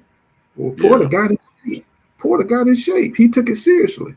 Now imagine if EJ took it seriously like that. You know what I'm saying? He went into he didn't do any what is weight training, bragging that he didn't do weight. You can't do that, bro. You gotta make sure every aspect of your training camp is, you know what I'm saying, you take full, you know what I'm saying, you know, you got to make sure you straight in every aspect, your strength conditioning, you know what I'm saying, your timing, all that shit. If you were off, you should have postponed the fight. You know what I'm saying? And that's all I'm saying. Wilder, bro, you know what I'm saying? Oh, like man. this Malik That's another one. You know, this true bullshit they got going on, man. It's like, bro, get rid of that nigga, man. It's like that nigga ain't doing you no good, bro. You know what I'm saying? Is Get he you. still with what's his name? JD's that white guy? I seen him. Now I think he got both of them in there, probably confusing them or something. You know, but being inactive and you got this spiritual mojo dude. You know what I'm saying? And I like Wilder. I mean, I love the little spiritual shit too. But when your boxing is starting to be affected by it because you got age on you, you know what I'm saying? You want to get somebody who can get the full effect out of what you do best in the ring and improve upon that. I don't see that in Wilder's camp. I just see him cashing out on his name. I just see him finally getting opportunities because he's not active. It's just sad, man. You know, I want to see fighters at their best. If they lose at their best, I'm cool with that. You know what I'm saying? I'm cool. If, you know, if you're just a better fighter, you're just a better fighter. You know what I'm saying? I don't want to see these fighters go snack. I think snack is something wrong with snack. I think we see it. I think we see it. There's something going on with that bullshit. But what do you think about that? What do you think about the snack program? Oh man, I didn't pay much attention to it until people started talking about it lately with like Bud and a few other fighters. I don't know what to think about it, Pooh. I'm pretty sure there's something in that program that you can't test for. You know what I mean? Yeah, that's what I'm saying. Because if it wasn't Victor Conte, if it was somebody else, you know, I probably wouldn't even touch it. But if you got if Dracula was running a blood bank, if Dracula was running a blood bank, I wouldn't be suspicious. You know what I'm saying? That this motherfucker is sucking people blood. You know what I'm saying? I mean, you get what I'm saying? I mean, yeah. Oh, So why y'all accusing why y'all accusing him of sucking blood? His name Dracula. You know what I'm saying? It's like, bro, come on. I mean, Now. what can they do about it though, Pooh? You know what I'm saying? Like, what can they do? What can the commissioners do? There is no commissioners in boxing, right? What can the sanctioning bodies do about it? Who can police the snack program? I mean, what can they do about it? I don't think they want to do. I don't think they want to do anything about it. You know what I'm saying? Tell you the truth. I think they just wanted to be a part of the sport. You know, like Canelo. You know what I'm saying? What if Canelo didn't have access to nothing and he just went out there as his regular? He didn't even sit down, during his last fight. Who was his last fight? I'm sorry, I'm getting old. Charlo. Yeah, he didn't even Charlo. he didn't even sit down on the stool, bro. He stood up the entire time. Come on now. What's going on inside Square Circle with us? Yeah. Then So the PBC fighters had a rough year. We got Wilder losing, Spence losing. I think. What's that guy's name? Is it Stephen Fulton? He took a L. Charlo took his L. I mean, what is going on? I'm trying to tell you, man. It's like in boxing, and saying I'm just gonna say what I want to say. I think they allow certain fighters to use and microdose because these guys get to fight when they want to fight. So that gives them control over when they're going to be tested in the VADA program. And when you got a PED scientist on your side, of course he knows how to beat the test. You know what I'm saying? Of course he knows how to beat the test. That's what I'm looking at anyway. I don't think I don't think he's shit without taking some kind of stuff. You know what I'm saying? There's no way you're going to keep on jumping up weight classes, beating the crap out of people. I've seen Bam, so people think Bam on that shit too. You know what I'm saying? Robert Rodriguez, yeah. You know what I'm saying? Because, they power, bro. How you going to move up to another division and you just knocking motherfuckers out, bro? And you just destroying motherfuckers. You coming from, like Manny Pacquiao came from 102, you know what I'm saying, coming all the way up to 40 pounds, bro. You know what I'm saying? Still knocking niggas out. You know what I'm saying? And people like, you just hate Manny Pacquiao. You just hate anyway. No, bro. You don't see anybody else in boxing doing this shit. You just saw Jamil Charlo go up to 168 and get destroyed. Right? That's how that looks when you jump up that many weight divisions. That's how that looks. In a natural way. There are no superheroes in boxing. You don't just skip weight classes.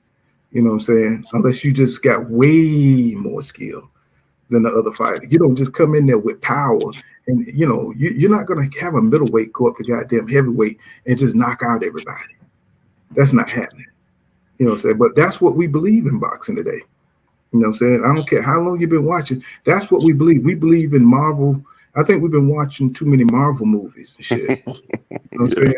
You know what I'm saying? Because people really believe that shit, man. They think you can just jump up there and destroy everybody. You know what I'm saying? Hell, that shit, you can't even jump up one goddamn division without going through it, without almost getting your ass destroyed. But you got anyway just going out here, he looking like Manny Pacquiao. I'm just telling you. I'm just telling you, his head gonna start getting the size of a big ass pumpkin. And his calves and shit. Y'all ain't gonna say shit. Man, the power he was showing in that Fulton fight. Yeah. And shit, Fulton after that first shot, Fulton. Man, Fulton got Palumaloon, bro. I was like, man, what the hell going on here? Crazy. Yeah, I'm like, bro. He looked like he was in the 8th grade. You know what I'm saying? You know what I'm saying? The way he was beating him and shit, like a grown man beating a kid and shit. I like, man, come on. This little mother, man, come on. I ain't even say that. I'm about to say some shit about the Asian people. You already know, only person to do that unless he was Bruce Lee. You know Bruce Lee, that though. Bruce Lee trained 24 hours a day, bro. Yeah. Yeah. He was that dude, man. That was some Bruce Lee shit he did to Fulton, man. That boy put some hands on Fulton.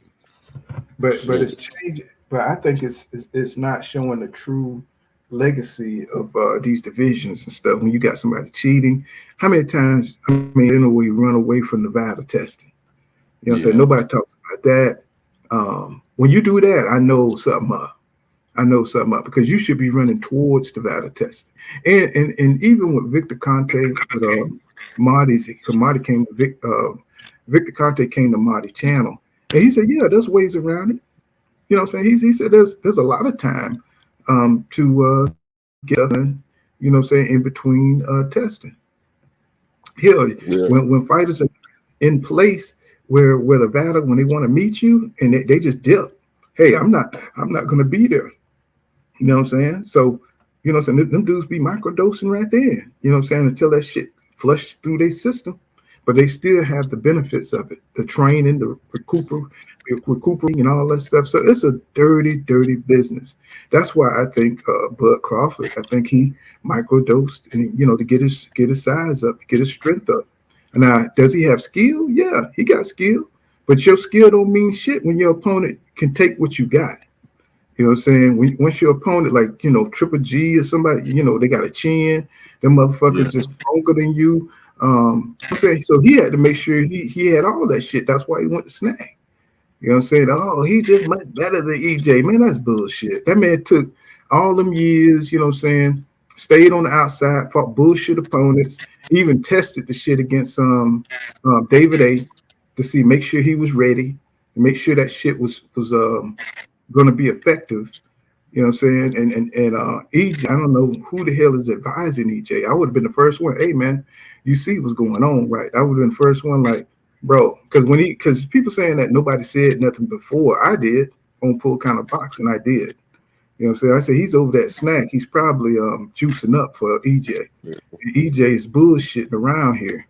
You know what I'm saying? With time off, he should be preparing for a juiced up Crawford. I said that shit, you know what I'm saying? Because people so afraid of saying what they really think. You know what I'm saying? It don't matter. We boxing fans. We're not boxing analysts. You know what I'm saying? We're boxing fans. You know what I'm saying? Yeah. So say what you say what you think. You know what I'm saying? It ain't, we're not in the industry. You know what I'm saying? So say what you think. It don't hurt nobody. It don't, we can't take shit away from Crawford. He's still undisputed 2 times. Even though it went the way it went. You know what I'm saying? I'm interested in the rematch and see what what Errol can do. Can he get himself back up?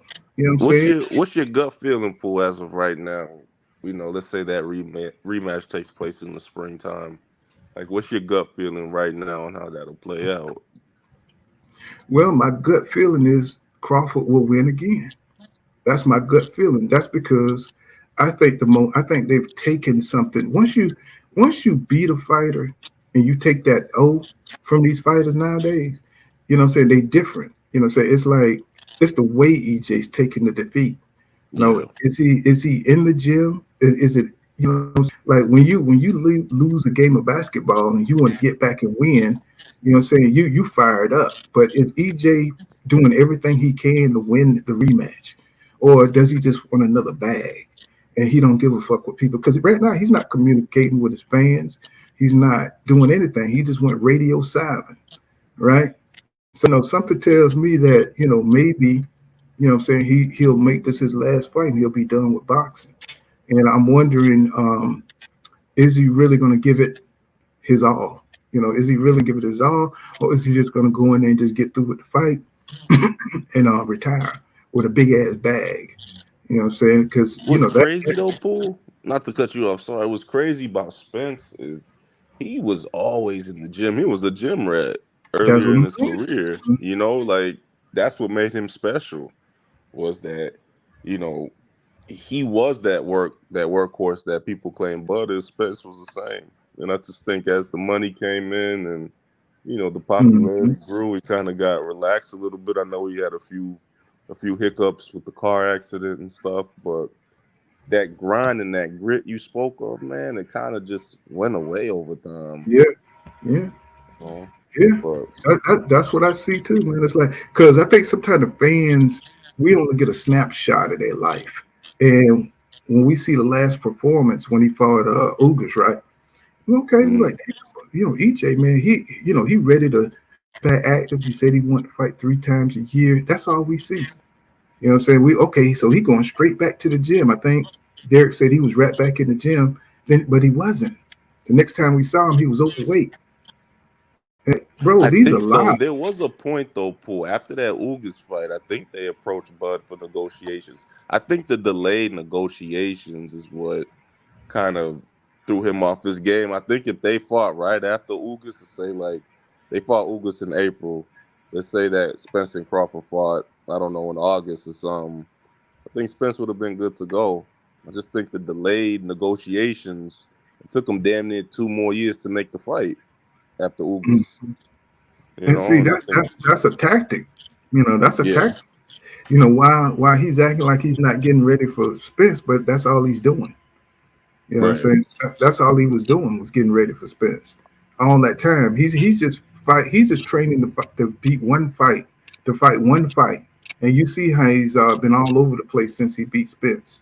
Yeah. You know what I'm saying? Before that, he wasn't nowhere. You know what I'm saying? He didn't do interviews. He didn't want to do interviews. And listen, now that he beat Spence, now he's everywhere. You know what I'm saying? So to me, you know what I'm saying, I think a fighter like that would do anything to win. You know, Yeah. the way he kept himself from the regular competition at 147, you know what I'm saying? People like, that's not real. You know what I'm saying? He didn't fight none of them dudes. He didn't fight Danny Garcia. And he only fought Porter when he got older, when he was uninterested in fighting anymore. You know what I'm saying? He only fought what's his name from England? Kell Brook. Kell Brook, until they were uninterested in fighting. You know what I'm saying? I don't like that kind of shit. Yeah. You know, I don't like that kind of shit. And then they want to give him credit. Oh, he knocked out everybody he fought. Yeah, because they were old. He waited till they got fucking uninterested. You have some athletes who don't have much going on. Like content creators, you know what I'm saying? If you got all day to work on this shit, you can make your channel fire. You know what I'm saying? Yeah. But if you ain't got the time, you know what I'm saying, you're not gonna be as good as everybody else because they set up where they can work on their shit, right? You know what I'm saying? You got to work. You know what I'm saying? And what I'm saying is, you know, Crawford, he didn't go through the gauntlet. He had fights that, you know, he didn't have to train that for. He could stay healthy. You know what I'm saying? Because he go out there 2 or 3 rounds, 4 rounds, he knock them out. You know what I'm saying? Well, Spence had to fight these dudes in their primes. He had to fight these dudes in their primes when they were tough, when they had belts and shit like that. And people are not making these nuanced arguments. You know what I'm saying? They just say, oh, he beat Kell Brook, he beat Porter better than he did Spence because he fought a older boy. He fought a uncompetitive Kell Brook. You know what I'm saying? When Kell Brook had that IBF, he was a motherfucker. You know what I'm saying? He was a beast when he had that IBF. When Porter had the WBC, he was a beast. You know what I'm saying? When they fought Crawford, they wasn't shit. You know what I'm saying? They were just getting a check. You know what I'm saying? Both of them just getting a check. So they're not making these nuances. When Spence fought them, and that took a lot out of Spence fighting these dudes because these dudes can fight. You know, so when you fight somebody who really want it, you go out there on the basketball court or football. You know what I'm saying? And somebody who really want to beat you, somebody who really trained to beat you versus somebody who's just trying to just coming out to see, somebody who's not really training to beat you, somebody who's just in there, you know what I'm saying, just to compete against you. You know what I'm saying? That's the difference. They really wanted Spence. They wanted to hand him his first loss. They even said it. Porter said, we're going to hand Spence his first loss. That's what we're going to do. And they But didn't even in that fight, talk about that Porter fight. He wasn't in the best shape, but he still performed at a level where it was competitive. So looking at this Bud Crawford fight, you know, it's night and day if you compare this to the Porter fight, right? Because both fights he wasn't doing any. Well, I'll take that back. He was supposed to be doing strength in this Crawford fight, but apparently something went wrong. I don't know what happened in this camp because if you go about a month before the fight, Pool, he was looking good. Spence was looking real good. But you know, it's like Porter said. He said Monday you could look like Michael Jordan, but on Friday, you're gonna look like Manute Bol. You could look like Manute Bol. You know what I'm saying? It just depends on, you know, how you know, saying that's why you got to consistently be active and train to have a consistent level of conditioning. You know what I'm saying? And if you don't do that, then you're gonna look like crap more often than not. Yeah. Go says if it don't matter if you got more skill. He said Andre, the most skilled guy at middleweight. He said super middleweight. He said he moved up 8 pounds and he couldn't maintain 4 rounds of cardio, and those skills didn't matter. I agree. But also, Andre also be inactive a lot too. And his level of competition wasn't as high as when he fought David Benavidez. You know, he haven't fought nobody as skilled or nobody who has the vitality as of David Benavidez. You know, not only was he fighting a big guy, he was fighting a good big guy. And most times when you fight a good big guy versus a small good guy, you already know who's going to win just because of size, just because of Andre couldn't hurt him. We all assumed that Andre. Now I went with David, the Mexican Monster, but we all assumed that Andre could hurt him. Well, I know probably you didn't, Ghost, but a lot of us assumed that because Andre got a punch on him. You know what I'm saying? We thought all great fighters have one last great fight in them, and we thought maybe this. Well, a lot of folks thought that this could be the fight for Demetrius Andrade to show his shit, and he went out there and he just couldn't do it, man. He just turned old overnight. You know what I'm saying? It's like the legs wasn't there. So David broke his ass down, and you know what I'm saying? He just got beat up. Like David always do. Yeah, ain't nobody messing with that boy at 68. I like that Morrell kid. I think that'll be a good fight, but I don't know if he has the. I mean, I think he's ready, but you know what I'm saying. He's still kind of yeah. You could be ready, but still, the seasoning, man. It's like adversity. That's a big jump from the last guy he went to Benavidez. It's a big jump in competition, which I'm all for it as a boxing fan. I'm all for it. And I'll probably go Mexican Monster in that one if I had a. Let me tell you something. Sometimes adversity helps you. You know what I'm saying, in your next fight. Like look at Dad. You know what I'm saying? That going toe to toe with Lomachenko helped him. You know what I'm saying, in his confidence. And I think with David Benavidez fighting better and better competition, being in there and staying active, not only is he keeping his weight down, but it's inspiring him to stay active. And I think that's the key to winning your next fight, is staying active and staying motivated. These fighters don't stay the same as we think. Like we thought Spence was going to stay motivated after Ugas, right? These guys don't stay the same, man. They get fat, they eat. You know what I'm saying? There's Taco Bell right on the corner. You know what I'm saying? It's like this is day to day. They're not the same. You know what I'm saying? They got to keep working themselves up to become great. And the fighter that can do that is the fighter that's going to win. That's why I was so concerned about Crawford getting in a tune-up, and they kept Spence from. Spence should have took that Keith Thurman. Yeah, that's wild. That's wild right there. He didn't fight at all. Yeah, he should have took that Keith Thurman fight. Yeah, and I believe if he would have took that Keith Thurman fight, went out there and whipped Keith Thurman ass, then I don't think Crawford would have took that fight. You know what I'm saying? Right. They're always trying to take motherfuckers off a damn advantage. Just like Canelo. You know what I'm saying? Canelo ain't going to fight you. You know what I'm saying? Once you active, he going to try to look for an advantage. He going to make sure that he going to beat your ass. You ain't going to have to win. You ain't going to have camp time like he did with Callum Smith. I think Callum Smith had, 2 weeks to train? Had about 2 weeks to train. And he went out there and leaned on the ropes and let Canelo whip on him in his midsection. You know what I'm saying? Upside his head, you know what I'm saying? With 2 weeks of training. You know what I'm saying? So this is what I'm talking about when I talk about we want fair boxing matches where people have an equal amount of training. We want them both to be active. We want the best version of each fighter. I don't want to, have to look at, okay, so this man been out the ring for so long and shit. That's why he getting the fight. Man, fuck that, man. Let's have both guys knocking out folks and meet in the middle.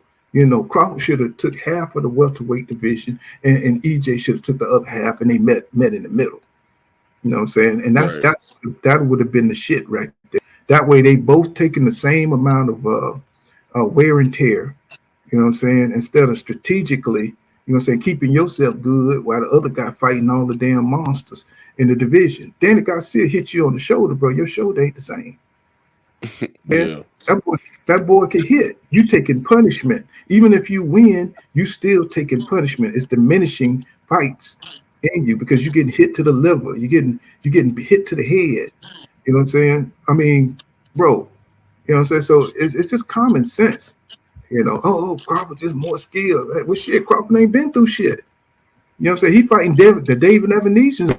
He fought Boost. During that fight, he took that man off a whole nother card so he could test out that shit in the system. You know what I'm saying? To see if he could knock that dude out. And he did. You know what I'm saying? So y'all got to keep up, man. That's just what I do. Yeah, I think they did that same shit with Wilder just now, man. I mean, what the hell is Wilder doing as the co-main on a fight card. That shit don't even make sense. He's a co-main to Anthony Joshua. Anthony Joshua should be fighting Wilder if they're on the same card. Period. That just threw me off right there, Pool. But you got to see the setup, bro. You got to see the setup. Yeah, They're it's not. like, why is Wilder fighting on the same card as Joshua and not fighting Joshua? That don't even make no damn sense. Number one, it's to keep people attention because they know that's what people want to see. They know people want to see. Just like they was trying to sign Wilder back in the day to the Zone, but it wasn't. They said for the fight with AJ, they were just putting them over there. So saying for the anticipation of a fight with AJ, right? They offered him like 120 million or something to sign on to the Zone, but he wasn't guaranteed a fight with AJ. He was just going to be signed with the Zone. He was going to do him like they did Darrell. I mean, not Darrell. What's the name? Andre. Andre. They was going to do him like they did Andre. They was going to bury his ass. You know what I'm saying? He would have signed on for 120 million. They would have made some other matchups, and they would have kept AJ away from him. You know what I'm saying? And we see that. We saw that with Andre. Andre could have fought Triple G. He could have fought Canelo when he was over there at the Zone, but they didn't do it, did they? Mm-hmm. Right. So, I'm just telling you, they setting this up to where Wilder, he's got to go through the gauntlet. You know what I'm saying? And they're gonna keep AJ until he get his chops up and he beats enough guys until he get enough confidence. And Wilder be looking like crap over there. And then they'll set up that fight when they sure AJ and him out. And then they're gonna say, "Oh, see, AJ could have beat him back in 2018." You know what I'm saying? That's exactly what they're gonna say. He was always trash. Wilder, I hear people talking about they hate Wilder, bro. They hate Wilder, bro. Man, Wilder would have knocked that boy's head off in 2018, 2019. Yeah, because it's athletic. Yeah, lucky if he could beat him now, as old as Wilder looks. I mean, before Wilder took on that Fury trilogy, there wasn't nobody trying to fight Wilder. And they're trying to act like that's not true. They're trying to act like, the man ain't skilled like that. He's not a pure boxer. You know what I'm saying? He's a guy that got power. I mean, he could box a little bit, but you know what I'm saying? He had speed, and he had, he's a light. He's a 213, 215 pound type heavyweight. So he had the lighter speed, so he could land that right on your ass, right? And they hate that shit, man. I got. That's what made him dangerous. Pool. That's because he wasn't scared to throw that shit. Right. He wasn't afraid to go out on your ass to throw that shit. Exactly. And they hate a caveman being able to just go in there and just knock your ass up on out of there. So they hate that shit. That's why they were so glad. Now, I mean, they never mentioned that Tyson Fury is like 60 pounds heavier than any heavyweight that he fights. You know what I'm saying? They never mentioned that. They never mentioned that AJ never got in the ring with Tyson Fury. You know what I'm saying? Why AJ never fought Tyson Fury? Shit, he get his ass whooped. That's right. And I mean, he would have knocked AJ ass out quicker than he would have Crawford because they got no chin. He ain't got no chin.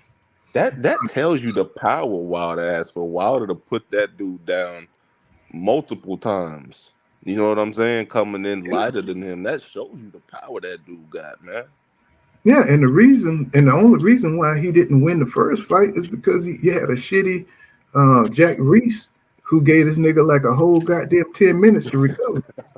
You know what I'm saying? Like, come on, bro. He would have been counted out of that 2 times. You know what I'm saying? It's like, bro, that's how they do us. That's how they do our fighters. You know what I'm saying? Oh yeah, he even admitted that he gave him extra time. So I don't want to hear it. Don't want to hear it. He says, we got monster ass to America to see if he the same. I heard his hand wraps illegal in America too. Yeah, man, I'm talking about the game is dirty, bro. When the boxing system get behind the writers and they're not behind, the brothers not.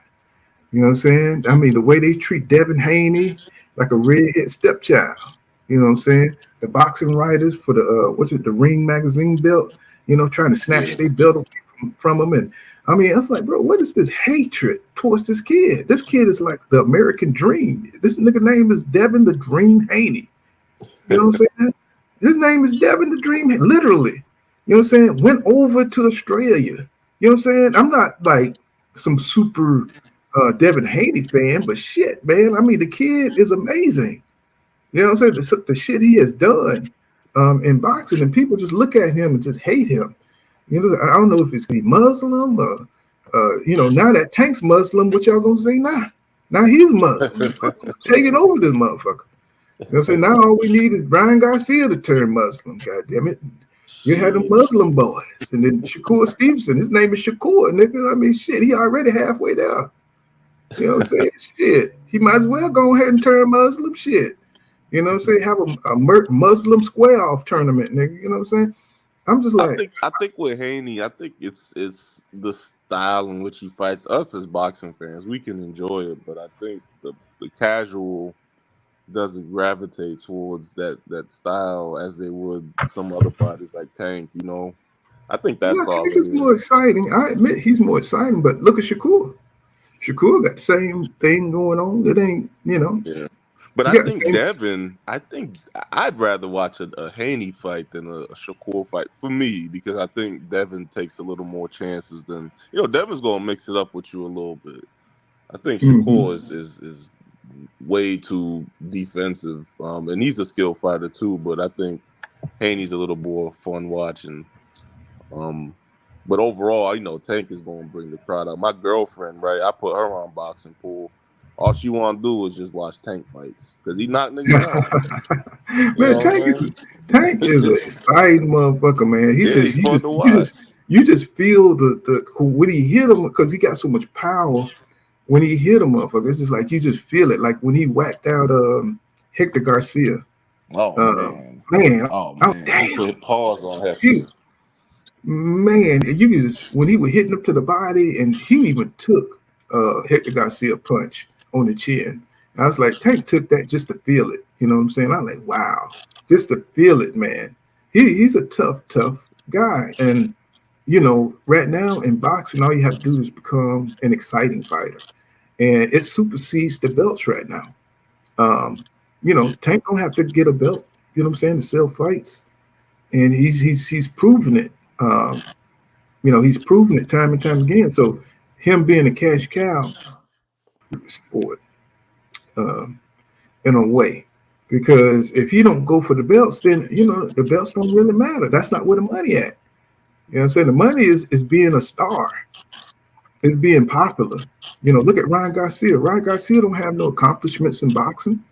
You know what I'm saying? But yet everybody want to fight him. Everybody want to see him fight Devin or Tank or, you know what I'm saying? Shakur, he don't even have any popularity or star power. You know what I'm saying? Nobody really, you know, when is the next Shakur fight? You know what I'm saying? You know what I'm saying?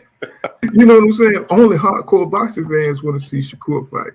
You know what I'm saying? I don't even know if they want to see that nigga fight now. That last performance, my God. And see, that tells you boxing is a what have you done for me lately type sport. You know what I'm saying? If you suck in your last performance, man, people are looking at you like, bro. You know what I'm saying? We can't build a mystique or legend behind you. You know what I'm saying? If you don't have a consistent level of excellence in the ring. And you know what I'm saying? I think Shakur got the ability. It's just he's got to change that mindset, that defensive mindset, and put some offense where that defense is. And I think he'll become a star if he could do that. But I just think he's locked in to being the least hit fighter in boxing. I think that's something that he's proud of. I think that's something that's keeping him from being a star. You know, worried about that statistic, worried about being, you know what I'm saying? So they can, you know, they too much on Instagram trolling each other, you know, about getting hit in the ring and stuff. And that's my thing with Shakur Poor. The amount of shit that dude talk, it makes you think he's about to go in there and like you say, for Luma nigga, he just go in there and throw 10 punches around and shit.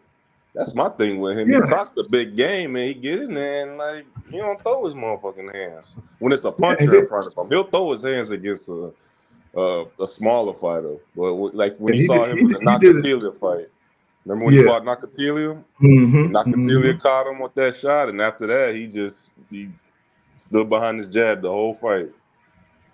Yeah, So and he did his boy wrong. Hearing, he did his hearing wrong, bro. I mean, you know, he did hearing wrong, bro. because he knew Hearing, he could beat Herring. He knew they right? spar and shit, so he Yeah, knew he could whoop on Herring. right. Well, what's up, Shit. Sonny? Welcome to the channel, bro. We just kicking it, you know, just talking about what's going on, man, in boxing. And no, it's been a pretty great year for boxing. It's just we want to see more consistency. We see the other divisions, the lightweight, heavyweight division, the super middleweight division explode, the 154. You know what I'm saying? But we just need the consistency of everybody else to come in line to make the fights.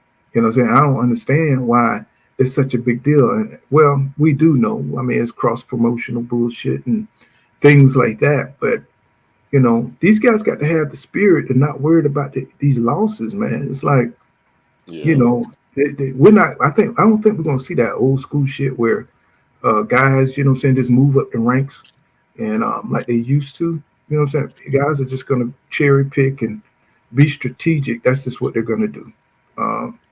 But hey, Poole, let me ask you this: going in, it was a great year of boxing, right? Probably one of the best years in a while, just because of the matchups we got. Mm-hmm. But going into 23, could you have seen Spence, Charlo, Fulton, and Andre losing in that year? Like, that's crazy to me. That's why I'm all fucked up now. That's what I'm like bro. Crazy. That's why I'm fucked up now. I'm like, bro, I've got so many fights wrong, bro. It's like, oh God. I was like, I can't believe it, man. I'm glad I'm not a gambling guy. You know what I'm saying? I would have lost some money, man. But going into 2024, man, we should get some good fights, man. I mean, we'll get that rematch. I'm so to see Virgil Ortiz what he look like, and I know he ain't gonna fight nobody. But I want to see him what he looked like after all this time off and going through what he went through. I don't know how much of it is him being on that shit, trying to stay down at 147, or you know, he just really just had some kind of weird disease or something that ate on his body or something. That's a big boy. I've seen him in person. You know, I'm from Houston, and I go to Dallas quite a bit.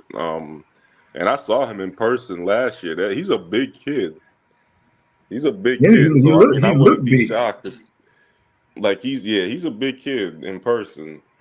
So I'm not shocked that he was having, you know, weight issues. You know what I'm saying?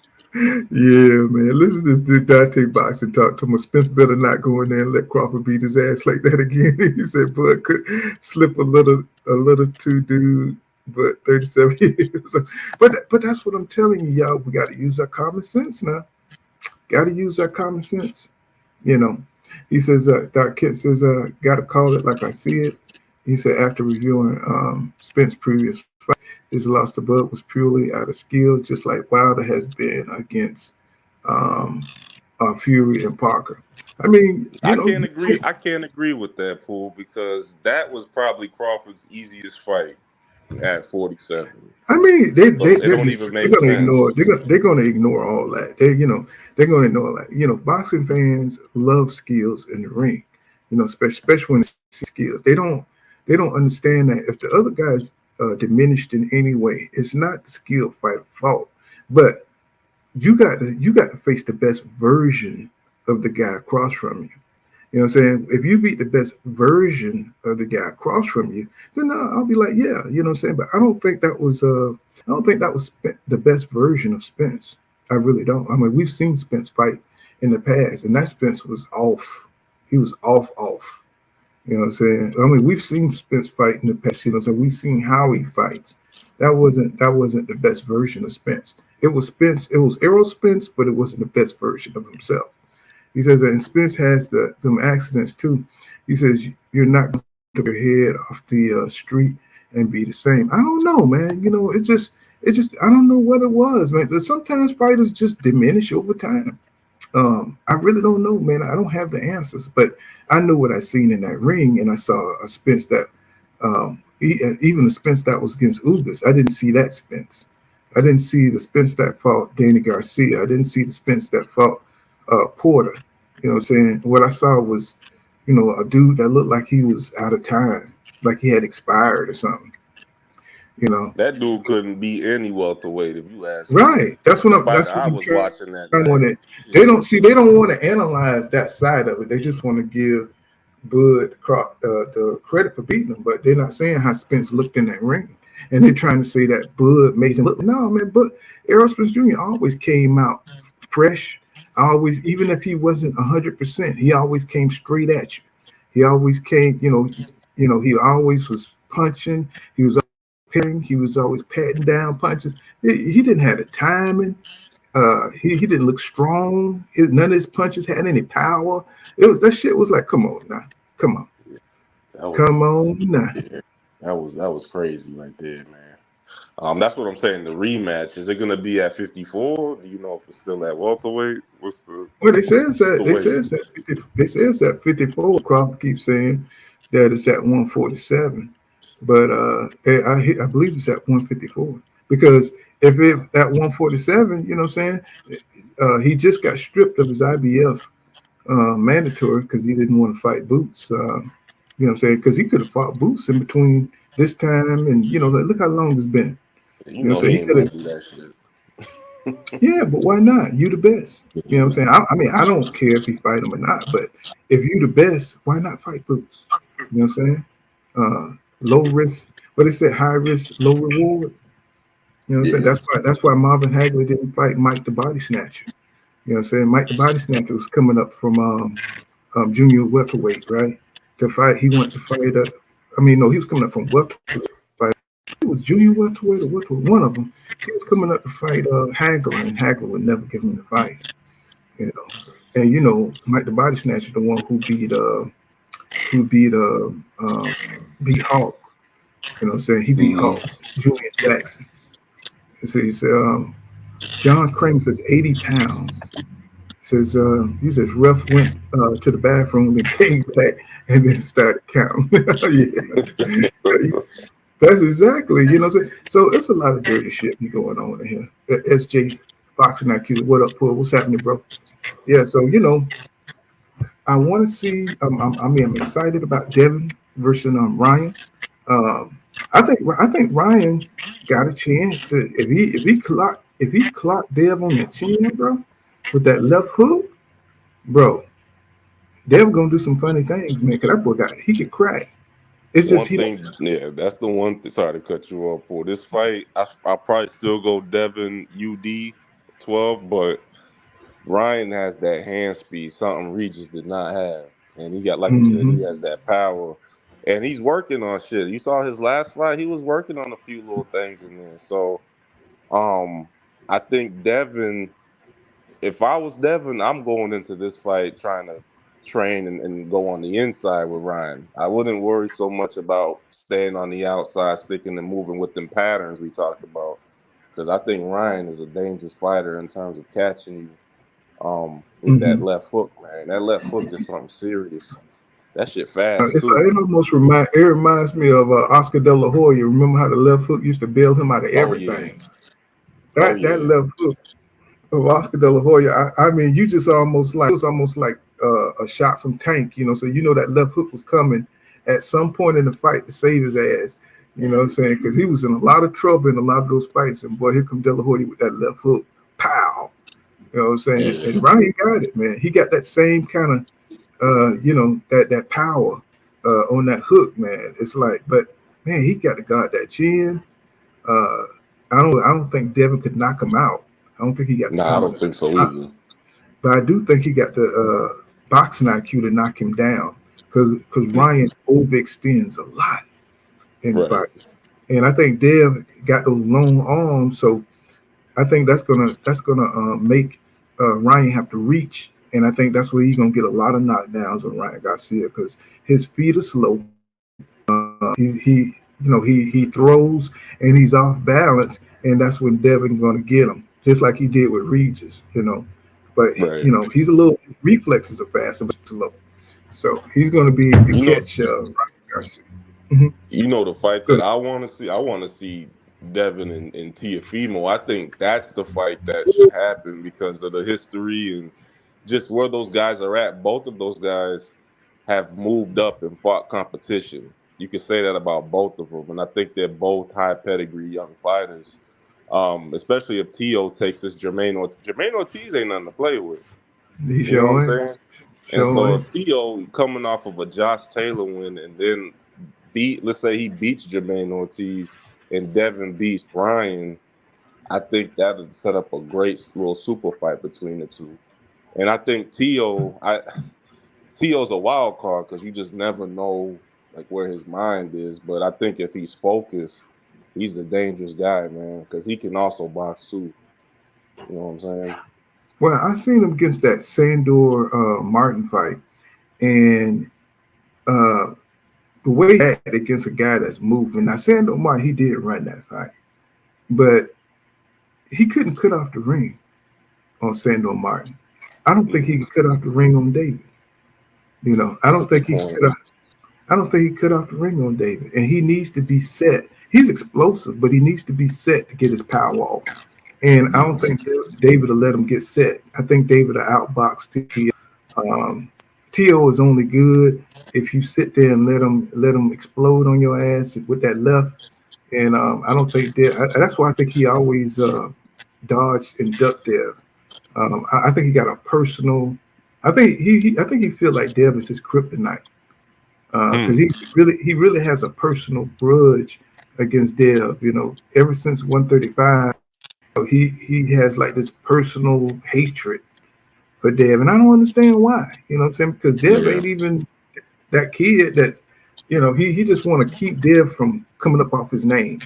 You know, like he don't want to give him the opportunity to come up off his name type of shit, like that real punk type stuff, you know.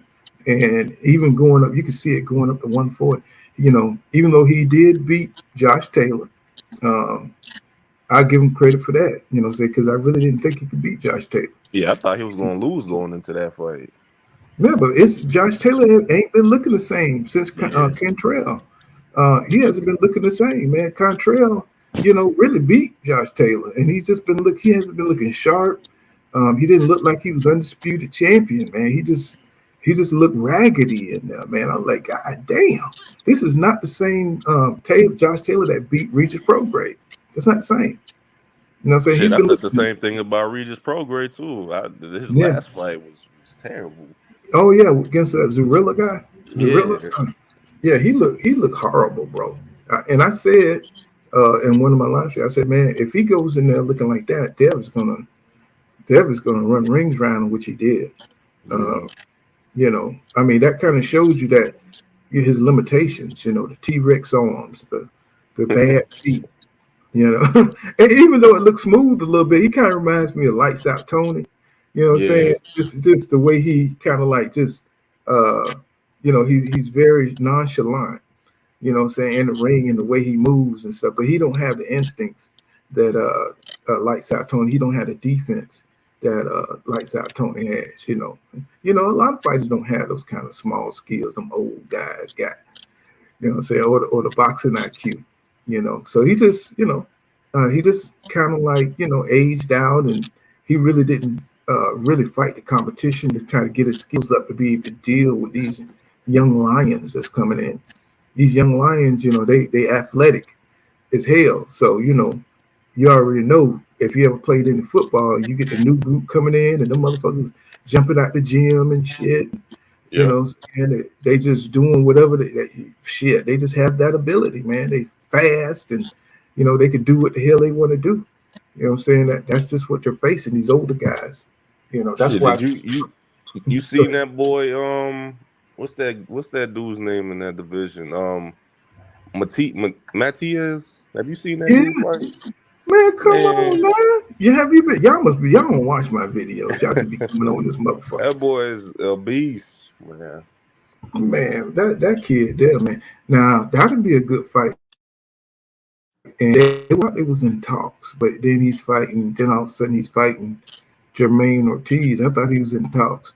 with fighting what's his name, Matias, right? But Yeah. Matias, he stays in the pocket a lot, so that'd be a good fight for Tio because That'd be Sabril, an he'll explosive get off. fight right there. Yeah, he'll get off Mm. and stuff. He'll sit there and feel your power. He reminds me of Felix Trinidad. You know, the way he take Yeah. punches, Yeah. Mm. stand up it, and he want to beat your ass in the pocket.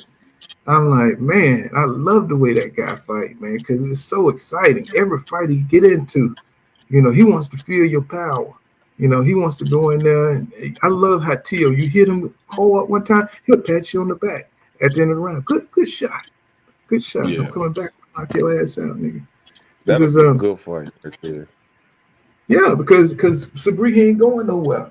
He'll you know what I'm saying, he'll pat your punches down. He'll block. You know what I'm saying. He'll stay there in the pocket, stay near you to let you work to try to tire yourself out. Then he's gonna give you what he got, and he's gonna be relentless. I love the way that guy fight. That's that old school shit right there. He says, she says, see they mad with because I said if Spence like that, Boost would have beat him up too. He says Crawford fans get mad as hell. Yeah, it's a lot of shit going on with Crawford fans. Some dude, did you see him on YSM where some fan came for Greg Hackett and you know what I'm saying, he was talking shit about how Greg Hackett, all Greg Hackett do is up never said a negative thing, but he got fans coming at him like saying that he's talking shit about Crawford. I was like, these people are crazy as hell on his net. I was like, man, Hackett loved Spence. He even picked Spence to beat Spence. He picked Bud to beat Spence and stuff. So I don't know what these damn fans be on. They be tripping, man. He said that Holy Boy says, no, he can't. He says the rematch has been activated. He has to fight EJ unless Bud can wiggle out of it somehow. I don't think he can wiggle out of it. You know, he's just gonna have to keep on doing snack and hope that that extra few pounds and shit don't do nothing for Spence. He says Devin Bits. Yep. He says Red man Boost would destroy. I know Man, they're Boost talking will about knock Devin Haney out. What the hell? bro. I couldn't even tell. I was like, hell no. It's like shit, bro. He has no advantages against Boots, not one. Zero, bro. Zero. You know, Boost so damn strong, bro. He stay in the gym. He's just a dude that's on it. He's a young man that's really in his bro. And then he come from a boxing pedigree that's on the level of the Mayweathers. You know what I'm saying? He come up in pedigree that's, you know, I mean, shit, when you come from boxing royalty like that, bro, and shit, you know, That's what we was talking about Paul earlier. Like when you have your step up fight, the Roma Villa guy he fought, you know, he's a puncher. He's like Madonna. He reminds me of Madonna, that Roman dude he fought. Yeah. And Boots took the fight to him. He didn't sit there and try to fight him on the outside. He went right to him and knocked his ass out. He put a beating on that boy, man. That's how you do it in your step up fights. That's how you're supposed to do it. Exactly. And you know, Bruce got the power to do it too. You know what I'm saying? He knew he got Bruce got power. So many gifts. Got so many gifts, man. So many. So that's what I mean when you're a special fighter and you know you got all these gifts over your opponent, even though it's a good opponent like Dos Santos, that was his chance to really separate himself from the Devin Haneys, separate himself from the Ryan Garcias and Tanks, even Tank, you know what I'm saying? Because Tank haven't had an opponent like Dos Santos. I think Dos Santos a bad motherfucker, man. You could see he wasn't fit to play the game. The reason Dos Santos didn't play the role he was supposed to play. He was supposed to go in there and let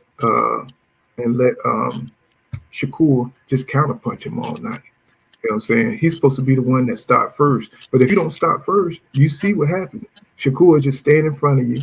Look That's at his problem. Mm-hmm. That's his problem right there. He waits for you to start. You know what I mean? Mm-hmm. Because he's so fast, he could clip you. You know what I'm saying? So if you play smart and let him lead, then he might be the one that get clipped. He knows that. So that's the thing about being a counterpuncher. You know, Roy, he's a counterpuncher, but he would lead. He would lead. You know, he's gonna punch you somewhere. Nobody was as fast as him, so he would lead. You know what I'm Right. saying? He would jab or hook your ass and stuff, and you couldn't do shit about it. You know what I'm saying? And that Shakur got that kind of speed too. So why is he not leading more often? You know, so he's trying to be safe. You know. Yeah, for sure. That's a fight I'd actually like to see. Tank Davis and De Los Santos. Imagine if Tank go in there and knock his ass out. Mm-hmm. That'd be a Mm-hmm. statement right there. You know what I'm saying? Yeah, but that probably would happen. You know what I'm saying? Because Del Santos, one thing about it, once you get to fighting, he will release his hands. And Right. you know, against an opponent like a Tank, he get his ass knocked out. Now I could see him possibly getting a knockdown from Tank or something like that. He's that good. He's not Right. a untalented guy. He's one of them dudes that you rarely see in boxing today that actually got the ability to grab a belt. I don't know how long he'd keep it, but he's one of them dudes that could probably get a belt. Because he put it on the line. He takes chances in the ring, where a lot of these other guys don't. You know, he just didn't want to give Shakur the advantage by leading all the time because he already knew he's a pure counter boxer. He's a pure boxer, so he didn't want to leave no opening for him. Now, Del Santos really is a pressure fighter. He knew if he would have pressured Shakur, he just would have been taking jabs and all that shit and opening himself up. He just made it a boring fight. You know. Yeah. Dark Kit says Dante Boxing don't know about Regis and Taylor. He says, but Spence stayed at what's the wait too long? I wish and believe played a fact. Yeah, of course it did. And that was the plan though. That's what I'm trying to tell y'all. All this strategic shit, you know what I'm saying, is fucking up the legacy. You know what I'm saying? All the strategic stuff, you know what I'm saying? That was the plan to wait Spence out. You know what I'm saying? Wait for him to outgrow it. They doing this kind of stuff, waiting for him. You know, Devin was supposed to lose that fight at 135 against Lomachenko. Well, you know what I'm saying? Lomachenko waited him out. You know what I'm saying? Lomachenko ain't want that fight. You know what I'm saying? They waited, you know what I'm saying, for him to get big and, you know what I'm saying, even what it was on Ramadan and everything, he was trying to make the weight. He had a hard time making. When he came out of there, he looked like a skeleton, man. Yeah. Yeah, they had to rush his ass up off of there. You know what I'm saying? So that was their whole plan. You know what I'm saying? The weight drain you. And then, you know, now you got to go in there, rehydrate, you know, so get your health together. And hopefully you don't fade in these fights. You know, so, you know, it's all planned. You know what I'm saying? Don't come at me acting like these are the best both fighters. Hell no, it ain't. These fighters rarely take a damn fight like that. You know what I'm saying? Where both guys are active. Why didn't he sign a contract and fight Spence after the Ugas fight? Right? Why didn't they take the fight right then when that man was active? Because they didn't want him when he was active. They didn't want him. That's the thing. Yeah. Crawford, if you go back to the timeline, people forget Crawford fought in November against Porter. Right? It was in November. Spence fought Ugas in April. So Crawford already had a nice little gap of time to rest and recover. So I don't see why he wouldn't just jump right into the Spence fight in that Because Spence was summertime. still active. They don't want to fight you when you're at. They want to fight you when you're off. You know what I'm saying? They want to fight you when you've been off for a while. That's why he drug the negotiations. Look how ridiculous the negotiations was. Then he went and fought somebody else. Come on, bro. Because it was all Well, I about. was definitely on your channel during that time, man. You was dropping content about that joint through the whole thing. Because There was it always pissed some me new off. stall. Yeah. Right. I said, you know what? They stalling Spence because they want him to get fat. You know what I'm saying? They want to, they want to keep him out the ring, hold him down to 147. You know what I'm saying? Everybody saw that shit, man. It's like, and as invincible as you think these guys are, they're human. You know what I'm saying? They're human. So, you can't power you. He probably powered himself through the Ugas making that weight. He's probably powered himself through the Porter fight.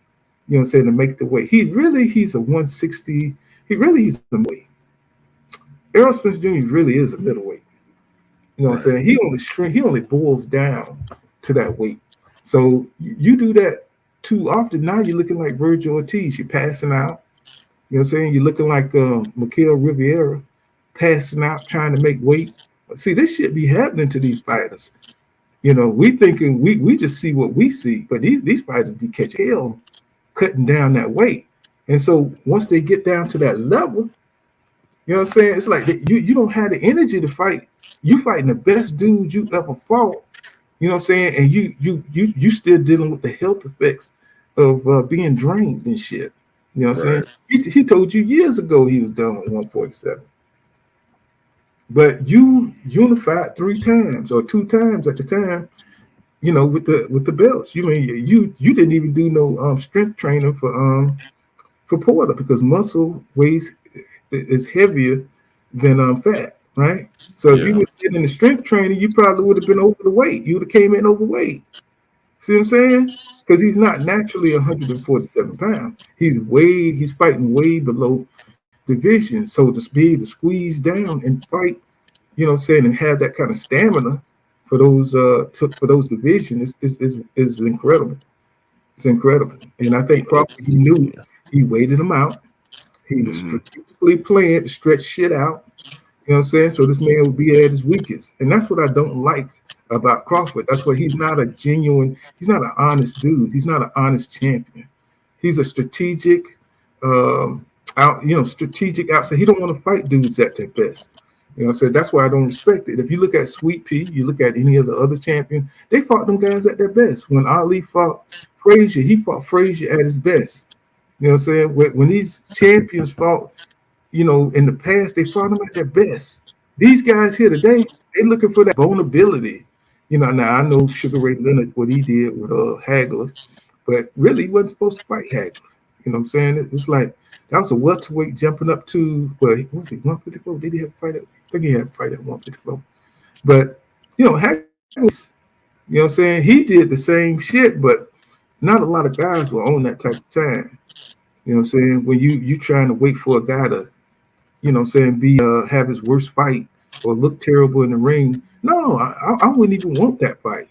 You know what I'm saying? If I was Bud, I was like, nah, I mean, I fight him at 154. You know what I'm saying? I fight him when he's at his best to show that I'm better than him. Shit, I heard. Did you remember in the fight? He was literally in the fight, like telling him, "Hey, get your shit together." Like while they're fighting, he knew something was up with Spence, man. He took it easy on Spence. He probably felt bad. Shit. Well, they knew he was done. I mean, that's what you look like when you done, bro. It's like, I mean, look, he ain't just fighting Bud in the ring. He's fighting 147 in the ring too. You know what I'm saying? He's fighting Snack in the ring too. You know what I'm saying? This dude, if somebody is the PEDs or whatever their shit is, they got that Snack, and you just, you know, you took everything you got just to make you done spent your whole gym time trying to get down to 147. That's what you didn't even work on your skills or nothing. You trying to get down to 147. You know, I'm thinking, see, they had us fooled because he had a nutritionist and he was doing all this extra shit, nigga carrying him on his back, stretching him out. And I'm like, damn, I said, this dude he doing acupuncture and shit. And I'm like, oh, this nigga on some Chinese shit. You know what I'm saying? Spence is doing everything. Well, he gonna be ready. Nah, this nigga broke down, man. Remember Andre Ward? Everybody thought Andre Ward, you know, Andre Ward was so fucked up behind the scenes, man. You know, when Kevlar, he had all kind of therapy, man. I did not know that Andre Ward was that broke down behind the scenes. And so when he fought Kevlar, he said, man, he almost cried. You know, so when he's talking about he wanted to run it back with Kovalev, but he did it, but he was his shoulder surgery and he was just broke up, man. You know. Yeah. And for a lot of these guys who know what they're suffering from, but they want that big money. You know what I'm saying? The money, if somebody offer you, you know, possibly, you know, because they get that money on the back end, they get the money up front, then they get the money on the back end. That's hard to pass up. Take an ass with it. You know what I'm saying? Say, hey man, you know, you don't get your ass whipped. You know what I'm saying? Because you ain't ready. You know what I'm saying? It's like, but Spence was the A side. That's what I say. I say Spence was the A side. And if Crawford didn't want to fight him when he was ready, that's what this would have had to be. But Spence gave the fans what they wanted. Yeah. Spence gave the fans what they wanted. He knew he wasn't goddamn ready. You know what I'm saying? But he didn't want to pass up on the money. You know, he didn't want to pass up on the money. And that's what happened to him. You know, he went out there and took an ass whipping for $20 million. or so, probably more money than that, probably more money than we even know. That's why it's hard for me to gauge the rematch. I mean, yeah, I could see Bud winning again, but it's like, how do we gauge Spence? How does Spence look? You know what I'm We saying? don't know. We don't know because we don't know. It's like because we know Spence fights better than that, but we Right. don't know if it's still Crawford is just still more masterful, or is it a snack, or is it what I'm saying? You know what I'm saying? Because we just don't know. We need to see them both active. That's why I say it's important to see both fighters active in the ring. You know, possibly I would love to see Spence take a tune up. That way we can see what he looked like. You know what I'm saying? Because but that's not going to happen. They're going to go straight into the rematch, and then still there's more time that's being spent off. You know what I'm saying? Out of the ring. You know what I'm saying? So hopefully Spence is taking. Saying he getting some of the best sparring. You know what I'm saying? Maybe he don't do too much of that sparring because he always get hurt in fucking sparring like he did the Manny Pacquiao fight. Um, I don't know. I don't know who his handlers are, but Spence just be going at it too hard in sparring. He just they got to look at the big picture. I don't know who handled Crawford. Whoever handled Crawford, they do well. You know what I'm saying? His team is on point because he never gets hurt in training. I just don't know what the hell they doing. Well, I think with Derek James, he got ever since he brought in who did he bring? He brought in Ryan, and I think he brought in Joshua for a little bit. I mean, his camp is full. He got Charlo, he got the Ghost. So it's like it's just one person training 5 guys. and it's like they taking the ass whipping here. Yeah, You know all what of I'm them. saying? Jamel just looked horrible. I was like, bro. I mean, his whole Yeah, that shit hey, pissed me off, boy. That's like, bro. Hey, I was so mad with that nigga, man. I was like, bro.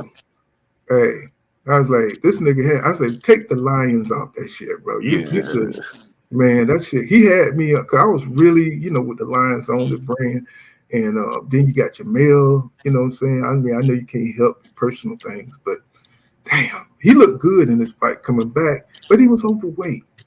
right. Overweight, man. It's like these guys are not. They're not made of that stuff, that old stuff, man. They're just trying to get through. They touching them M's now, and them M's are making them soft. It's softening their outlook on boxing, and they're not hungry no more. So this nigga playing with his kids in training camp. I said when I saw the shit on all access, I was like, it's over. It's over. And then he gonna go on beat up his damn old lady. You know what I'm saying? And have a damn tape. How you gonna have a damn tape? The old school dudes, you know what I'm saying? At least they ain't have tape recorders like that. So you had to pay that big ass tape recorder. Now I ain't saying, that he should have beat up his wife or nothing like that. I'm just saying, damn, keep your personal shit off social media. Yeah, I'm with that shit, fool. Keep your personal shit off social media. You know what I'm saying? It's like, damn, now your whole career over. Nobody, they ain't like your ass before. They really hate your ass now. You they can see clearly your asshole. But now, I mean, now that you done got a tape on you, yeah, I beat her, I hit her in the head, or whatever he said. And I was like, bro, man, you already, bro, you a nightmare. That's mad niggerish, bro. You know what I'm saying? That's just like them dudes in the hood that you just couldn't get across to. They always want to fight. They always want to crash out and everything. Everything you do, they want to crash out. You like, hey man, I can't fuck with you. I can't mess with you. I gotta move on. You know what I'm saying? I'm for to graduate high school, nigga. I'm going to college, nigga. I'm for to do what I gotta do. You go ahead and crash out. You know what I'm saying? Mm-hmm. Well, all right, Pooh, I'm gonna hop off, man. It was good chatting with you, man. Have a happy New Year, right? Oh, no doubt, man. Y'all happy holidays to you, bro. And you know what? This is gonna be New Year's tonight. You know what I'm saying? I know y'all got a lot of parties out there. You know what I'm saying? But we're gonna celebrate this boxing. You know what I'm saying? We get it. It says let's roll said he said Tank versus the Santo is better than Pitbull Cruz. Yeah. I think so too. I think Tank need to fight an opponent on the level of the Santos. I think the Santos. I think the world of that guy because he's not afraid to take a loss. He's not afraid to put it all on the line. And now I know he ain't got shit. I know he ain't got nothing to offer, but I love his mentality. You know, I like David Benavidez mentality. You know, them guys are just gritty boxers. You know what I'm saying? That's willing to put things on the line. And I know you're gonna say David won't fight David Morrell, but I think that's his next fight because I know Canelo ain't gonna fight David Benavidez. David Benavidez is gonna have to fight David Morrell, or he's gonna move up, and you know that's gonna be a nightmare for him to fight Bivol up at 175, right? But Arthur Beterbiev already welcomed him, you know, to a fight. If you want to move up, he will welcome him. You know, say he got 3 of the belts. So, you know, if you want to move up and fight Arthur Beterbiev, shit, man, that'd be a monster fight. I think Beterbiev get his ass up out of there because he ain't ready. I don't know if he's ready for 170, 75. Them dudes are seasoned killers up there. He ain't got nothing but really good killers up there. So that's one time where I wouldn't pick the Mexican Monster to win against Bivol or Beterbiev. I think them guys are the best right now at that weight class, and they need to go ahead and scrap it out between themselves. I want to see David fight David Morrell Jr., and I think that's going to be the real undisputed at 168. I think them two dudes are well matched. You know what I'm saying? What's going on, 2 Cents in the building? I dropped the link for you in case you want to come up. Y'all check out 2 Cents Boxing. You know what I'm saying? Should be on this thing, putting in work. Doc Kent says Haney stays at 140 for now. He said there's plenty of competition. There don't believe Haney's written on 147. He said I believe an older Thurman would sit Devin down. Definitely. You know, so I don't think Devin ready for that power of them boys up there. Even a Keith Thurman that's been sitting out for like Keith Thurman can fight, y'all. Keith Thurman can fight, and he knows that Devin can't punch like that. He wouldn't be afraid of his punching power, and he's smart. So, you know, his boxing IQ is on a whole nother level. So, you know, y'all say what you want about Keith Thurman. Devin wouldn't be able to hurt Keith to the body like that. You know what I'm saying? Because he don't have that kind of power. So Keith would just, you know, he would just go in there. He's not even as strong as Marius Barrios. You know what I'm saying? I think a first fight for Dev wouldn't have to, he couldn't beat none of them dudes right now. He would have to sit down at 140, get his, you know what I'm saying, get his maybe fight a Sabril Matias or Teofimo Lopez, you know what I'm saying, and get, you know what I'm saying, get stronger at 140 before he moves up to 147. Then I think he could probably, you know what I'm saying, move around at 147. But to beat Boots, he had to be born into another person. To beat Boots, that nigga have to be reincarnated, you know what I'm saying, into a stronger fighter to beat Boots right now. You know, and Boots is still hungry. He's still trying to make a mark at 147. He just got the IBF championship. Shit, that kid is about to hurt somebody's feelings in his next fight. Now, hopefully, it'll be somebody big. He says, this is Conte trying to get with Spence. Said he better get him some of that snack shit too before this rematch. Hey. It is what it is, bro. You know what I'm saying? We just want to see the best fight, you know, at their best version of themselves. And I believe if Spence really, if he gets what's his name? What's the guy? Man, I'm getting old. I can't even remember the trainer. Blu-ray. If you get Blu-ray, and I think he can get physically back up, but I don't know how much Spence got left.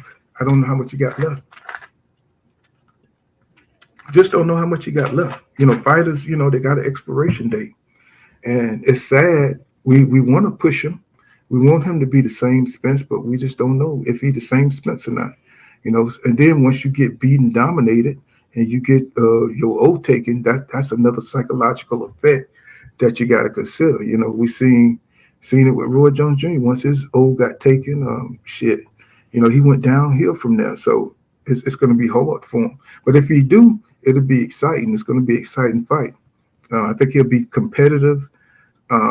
Hopefully, you know what I'm saying, if he got that fire, if he got anything left, you know what I'm saying, it's a possibility he could beat Crawford. You know what I'm saying? But right now, Crawford is on a whole nother confident level. He beat Spence. He got that old. He's going to be taunting him in the ring. It's going to be a lot of shit. We're going to be talking shit to the build-up. How Spence going to hold to that? I mean, how is he going to hold up to that kind of psychological warfare when a guy, technically knocked you out? You know what I'm saying? And it's like, whew, it's going to be an uphill battle for Errol Spence Jr. It's going to be an uphill battle for sure. What'd you say, 2 Cent? 2 Cent say, he says, everything that could go wrong for Spence, all the PS and arrogance caught up to him. He said, I think the fight will be competitive, but he will be the GOAT if he overcomes all that and wins this fight. I think so too, man. It's all a confidence thing. It's all about confidence. It's all about training. You know what I'm saying? He gotta take his training the way he did when he came in. I don't know if he can still do that stuff.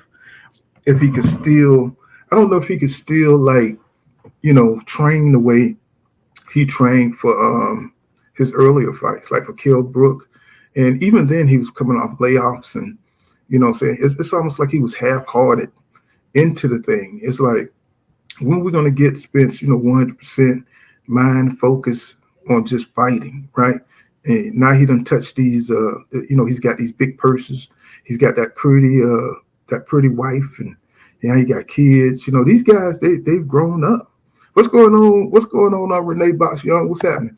They got kids and everything, so these guys are growing up. So they're not young like they was before, where when you were young, you could focus on football, or you could focus on your hobbies, or you could focus on your work. Now you got other responsibilities. He got horses and shit, and he's got a farm that he's got to take care of. He got a house, a mortgage, got investments now. He's got money. So it's gonna be hard for him to put all that shit to the side. And we got people he's responsible for, and man, it's a lot. We could see it with the Charlos. They're just not the same. The focus is not there. They got more responsibilities. They more drama, going through more personal challenges and things like that. It's hard for these fighters, just to focus on boxing. Some guys are set up. Like I think Crawford is set up to where he can spend his time, on his skills and he keep it right there, and if you were smart, that's you would just clear your whole schedule, and throw the phone, throw the everything, the briefs off your desk, and you just get in that gym and you just train your ass off. Now do Spence have it like that? And say, can he like really focus, everything on boxing and just go in the ring? Because he need to win this fight. Let's get me wrong. He need to win this fight. But if he's got the retirement mindset where this is his final fight and he's just going to get through it, make a bag, and just go off to the sunset, then, he's going to look terrible in that ring. He's going to look terrible, horrible. He says, yeah, man. He says that Bud lives the life in and out the ring. He says Spence doesn't. He says Bud is always training, staying in shape. Bud exposed it, man. Yeah. He said, what's going on, Robin and Emily Jones in the building? What's good, pool, panel, and chat? You know what I'm saying? Y'all ain't going to the New Year's party. Y'all, you know what I'm saying? Y'all ain't going to go get you a little something to drink. He said Bud was better.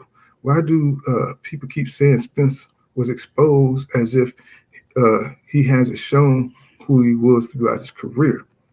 And Renee Bashan says, he says a rematch or trilogy, Bud beats Spence in all of them, man. A lot of people feel that way, Renee. A lot of people feel the way you feel or think the way you think. You know what I'm saying? I'm still going to roll with my man Spence because I think Spence is just an old school type dude. And I think like a lot of young fighters, I think they get distracted, especially once you start making the money. I think they get distracted, but then, you know what I'm saying, you snap out of that and you could get back to the roots like Rocky, Sometimes you got to go back, you know what I'm saying, and get Blu-ray and get the things that made you successful. And I think that's all he needs, really. I think that's all he needs, But that's just my thinking, you know what I'm saying? He says Spence definitely has great career, no knockout though. It's great, no knock though. I got you. He says, Deontay Wilder says, Charlo brothers remind me of my homeboy, how these niggas go get some women as crazy as their asses and they need some sensible women, laugh out loud. Yeah, I mean, you can see in the Tio case, I don't think Tio would have lost to Kambosos.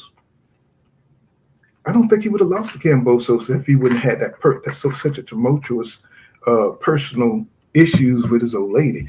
I think he was just distracted the whole time. I think he, being young, he wanted to be a star and a celebrity, walking around faking being a celebrity. And, when he brought them belts to Canelo, bro, it was like the most awkward shit ever. When he brought them belts to Canelo fight, he brought his belts, talking about he undisputed too. Oh my God, bro. I was just like, I had to turn the TV off. I said, he is not bringing his belts to Canelo fight, bro, just to show him off. And he did that. That was the corniest. This dude is corny, but he can fight though. He showed me that he can fight though. It's just one of them things like he's on the cusp of being a really, he could be a great fighter, but he's just weird. He's got these quirks, saying, who brings their belts to another man fight? You know what I'm saying? I'm just like, what the hell's going on? What's going on, JB? What's going on there, Full Counter? What's happening, bro? You know what I'm saying? I had to get something in, Hey, bro, it's just wild what's going on in boxing, bro. It's just, we finally getting a few fights, but I'm just kind of like skeptical, you know what I'm saying? Because these guys, they go back inactive, and once you get excited a little bit, Showtime done left the scene. We got to see what what's the name? What is it? What they going to Prime? Amazon Prime. See what they're going to bring. Amazon Prime. See what they're going to bring, and boxing is just changing so fast, bro. We got to see how these fights are going to get made. What do you think going on, bro? I'm just hanging on, bro. I'm just a spectator. Yeah, I'm trying to see what kind of deals that the PBC gonna have with Amazon Prime, because rumor has it that they're gonna have like 12 to 14 dates. If that's the case, man, they're not gonna have enough dates to feed, for all their fighters to fight, man. Unless they're gonna have like the card they had over there in Saudi Arabia, where they're gonna have like 8 fights on these cards and stuff like that, man. That's the only way I can see it with that limited amount of dates, man. Because the PBC, they have probably around about close to 200 fighters on their roster, so I don't see how they're gonna be able to, keep those fighters active with those limited dates. If that's what's being reported. They say it's like 12 to 14 dates that they're gonna have with Amazon Prime. So I think that's gonna be a problem. They're gonna have to probably find another platform besides Amazon Prime, I would think. Especially with every fight being pay-per-view, Yeah. If every fight going to be based on pay-per-view, you're going to have a really good card. You can't just have some mediocre, main event, and your co-main event going to have to be fire. You know what I'm saying? You're going to have some good, and they got the fighters to do it. You know what I'm saying? They got the fighters to do it, but we just got to see how they're going to really, how they're going to structure the thing. I think Al got some good ideas for us, but I just want to see how it's all going to work out, man. Because you see the Charlo brothers, they deteriorating. Except I think Jamil is going to try to, do a little something. He still looks good. We see fighters getting older. We see Spence and Crawford, they getting older. You know what I'm saying? So now we got to look at the Tim Zoos and the next crop, even Dimitri Bivol getting up there, and all the guys that we've been following, they're getting older. Now we got to look at the David Benavidez, David Morrell Juniors. We got to look at the 140 division. That's pretty young and hot. So I'm just trying to see what we got to look forward to. Yeah, we should have some good fights coming up. Like you say, like you talking about earlier, man. We got Ryan Garcia, Devin Haney. They're in negotiations. I'm hearing that fight could take place in March if they get the deal done. So that's a good fight, featuring the number one guy at 140, Devin Haney, going against a guy that's, is a guy that's one of the biggest stars in boxing, Ryan Garcia. So that fight should do some good numbers on the DAZN pay-per-view, man. That's a good fight that's coming up. And I think we got Beterbiev coming up in January. He's fighting up in his home hometown, I believe, Quebec, Canada. He's taking from Callum Smith. Yeah, that's gonna be a big. That's gonna be a good. It's not what we want. We want to see Beterbiev versus Bivol, but it's a good fight. To hopefully lead to that fight taking place in the first quarter of 2024. So we got some. From what I hear, your boy signed already. I think Arthur Beterbiev already signed his half. One of them signed their half already for that fight. From what I see. So that's going to happen. That fight supposed to take place in Saudi Arabia, I believe. I think they got that deal done over there in Saudi Arabia. Saudi Arabia is starting to become the new capital of boxing. Looks like, man, like a lot of the big fights coming over there. They talking about the Devin Haney, Ryan Garcia fight might end up over there in Saudi Arabia. So Saudi Arabia is becoming a big player in boxing, man, putting on a lot of big events here recently. Yeah, I mean they got the money. You know what I'm saying? They got the money over there. They got that oil money, so they could definitely finance these fights. Rami Emily Jones says, if you don't have a plan in place before you get the wealth, he said it can not only distract you, but you can become completely lost. Next thing you know, you are broke. Yeah. But the PBC got Al Heyman. Al Heyman ain't just he ain't a boxing promoter. He's a advisor. So I'm pretty sure he's advising these guys where to put their money. He's a Harvard businessman. So hopefully they're listening to him and putting their money, where to help them later in life. He said, I heard PBC got a deal they're going to announce. They always got something cooking over there at the PBC. He says, I wonder what Espinosa's going to do. He might be over, he might have a position in Amazon Prime from what I'm hearing. I'm just hearing rumors about that though. The same thing that he's gonna end up over there with Amazon Prime. And a couple of those guys like the Showtime fights, Bernstein and Custer, they could end up over there too, from what I'm hearing.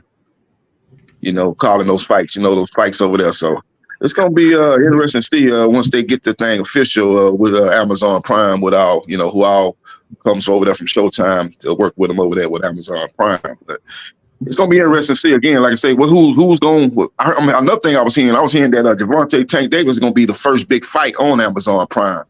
I don't know. They say it could be Isaac Cruz or it could be Jose Valenzuela. The guy, what's that guy's name? The guy that beat Chris Colbert. Yeah, it could be one of those two guys fighting Tank. First fight. He's gonna destroy Valenzuela. He's not experienced enough. That's my boy, but he can't fight no Tank.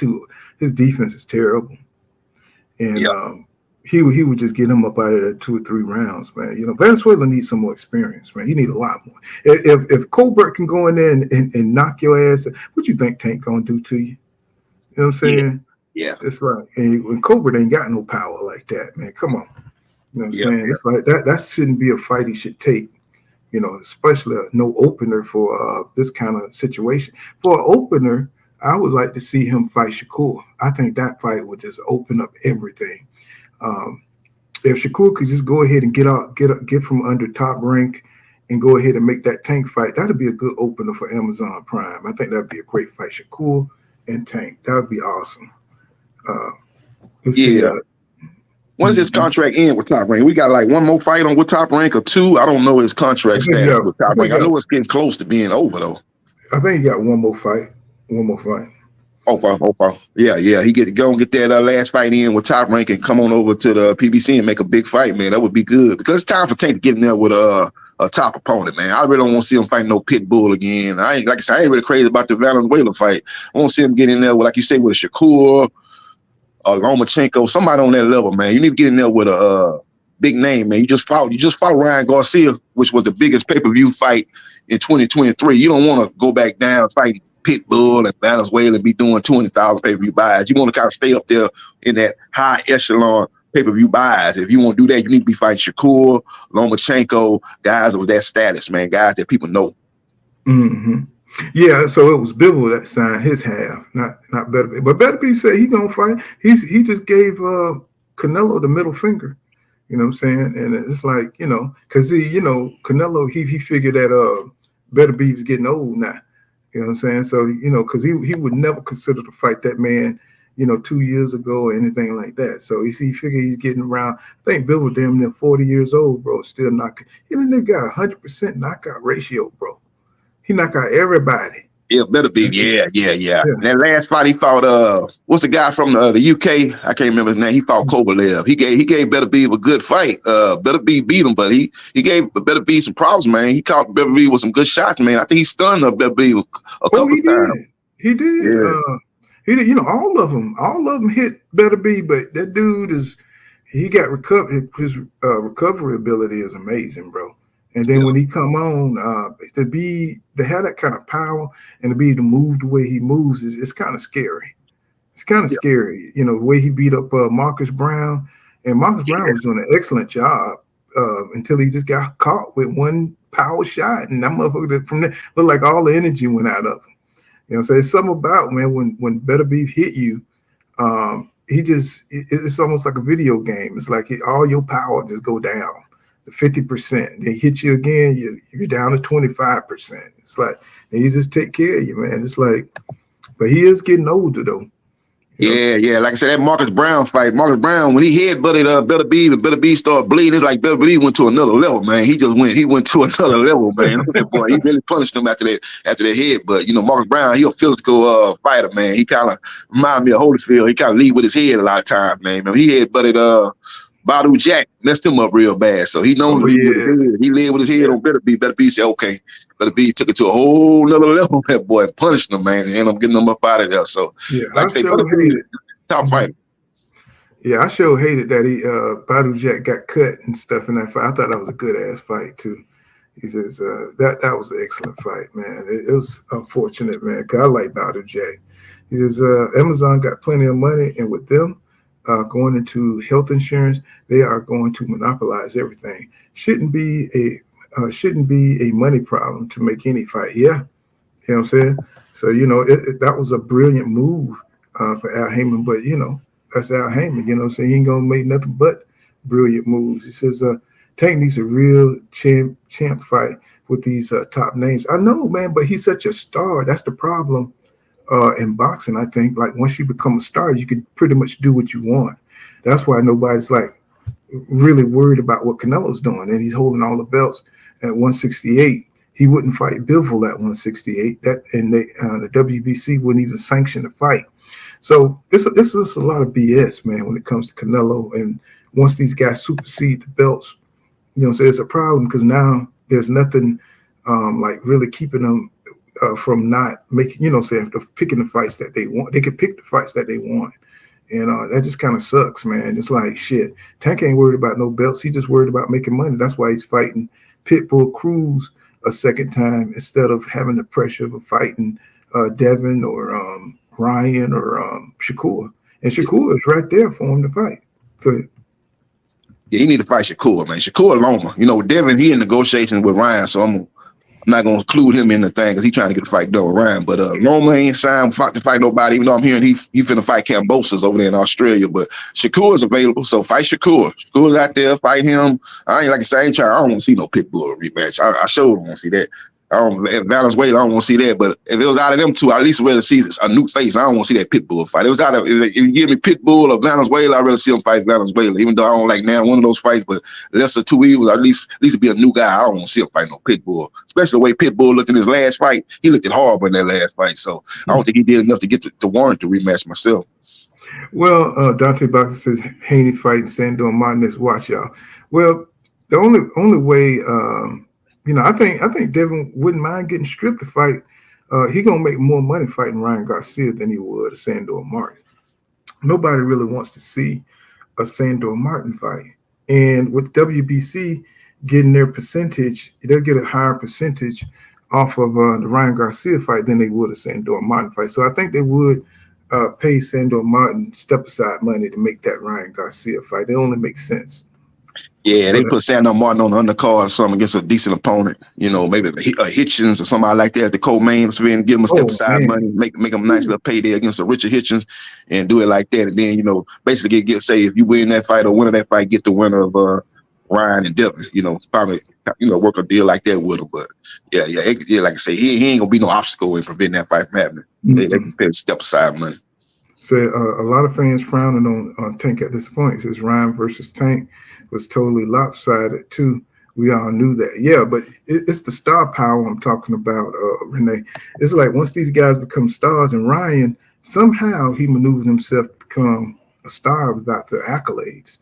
And, that's amazing in boxing. You know what I'm saying? To get the stardom without really putting it down in the ring like that.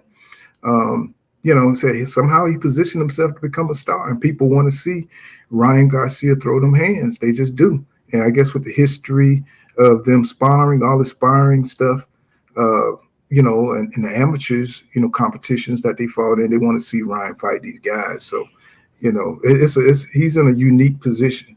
He says Loma keep losing. How is he still a big name?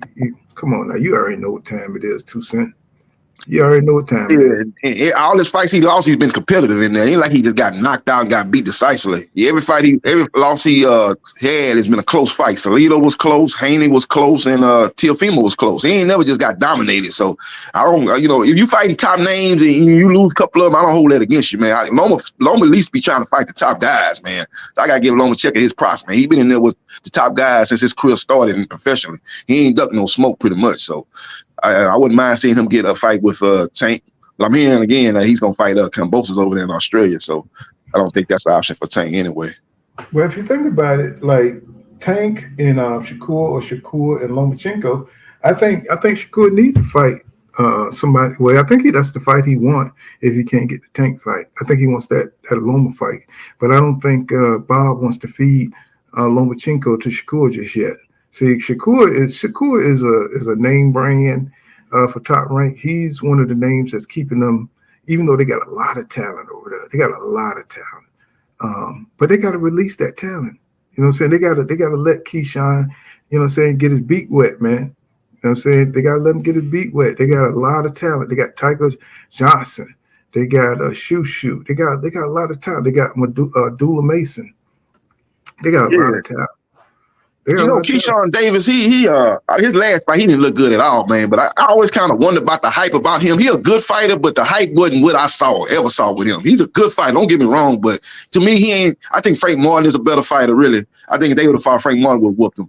He's a good fighter, but he got to get more consistent in his style, man. He fighting. I'm not saying that he a bad fighter. He very young. He young. He got room to grow. But all the hype they was hyping this dude up. Oh man, Keyshawn, man, it's the next great young fighter. Nah, he's a very good fighter, B+ level fighter. I don't see no A level. Maybe he can develop that, in time. But from right now, I don't put him on that level as the guy. I don't think he can beat Andy Cruz. He gets beat by. I think Frank Martin beats him. I know he finna fight. He finna fight that guy that gatekeeper. I can't remember his name. The one Javante Tank Davis knocked out a few years ago. I can't remember his name over there. Top Rank. He getting ready to fight him on the undercard of I think the Loma Kambosos fight. I can't remember his name right now, but he's been in the ring with a lot of guys. I know Tank beat him for his first belt, if I'm not mistaken. But again, Keyshawn Davis, man, he he got a lot of hype coming out of the Olympics, man. But I just ain't never seen that. I seen him as a very good fighter, but I don't, what they was hyping him up to be. I ain't never seen that in him myself. I mean, you see what Andy Cruz looked like in his last fight. That boy looks so. That's special right there. That's special. Now I see that. That's special, bro. Yeah, that's like man. That boy right there is going to be problem. He's going to be a problem, bro. Yeah. You know what I'm saying? I mean, and Keyshawn, say he got somebody, that he got history with. He gonna have to make that fight. So, he could bug his ass on Instagram all he want. He got the Andy Cruz problems, bro. He got a lot. He got to get himself. He gonna have to work on his shit. Stop fighting these C-level fighters, and get in there with some competition. You know what I'm saying? If you want to be a name, and stop bugging his ass on IG. You know what I'm saying?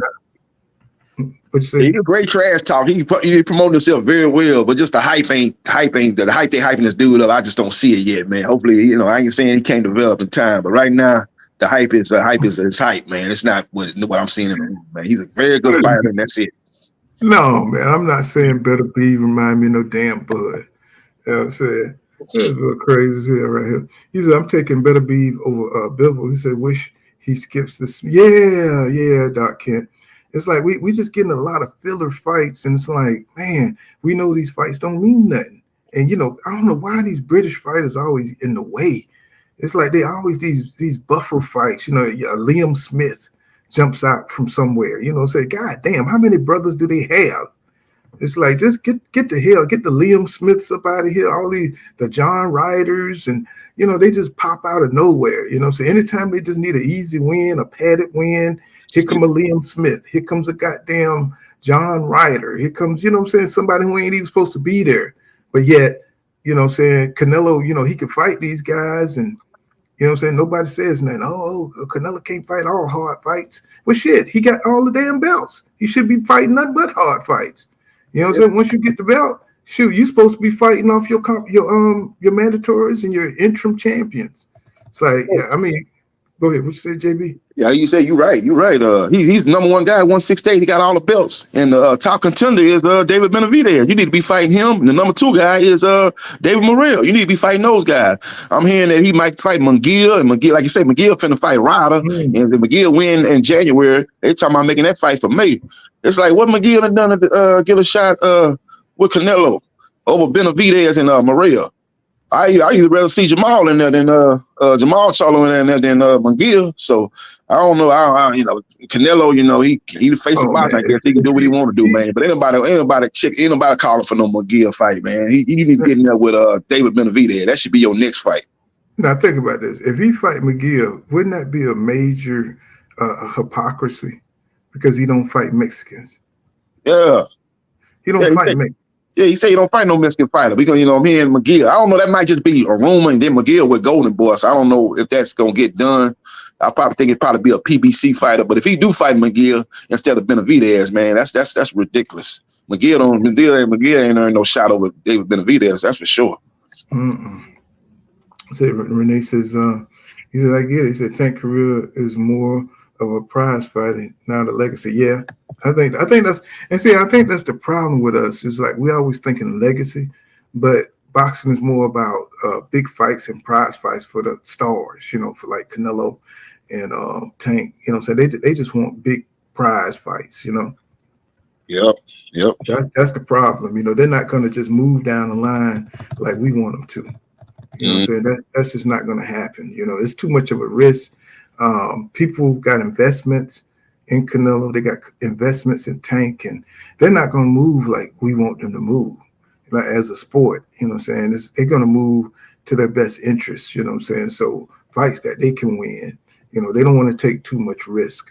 Especially with the PBC, PBC with Deontay Wilder losing, and Errol, he gonna rematch Crawford again, but he's coming off a loss.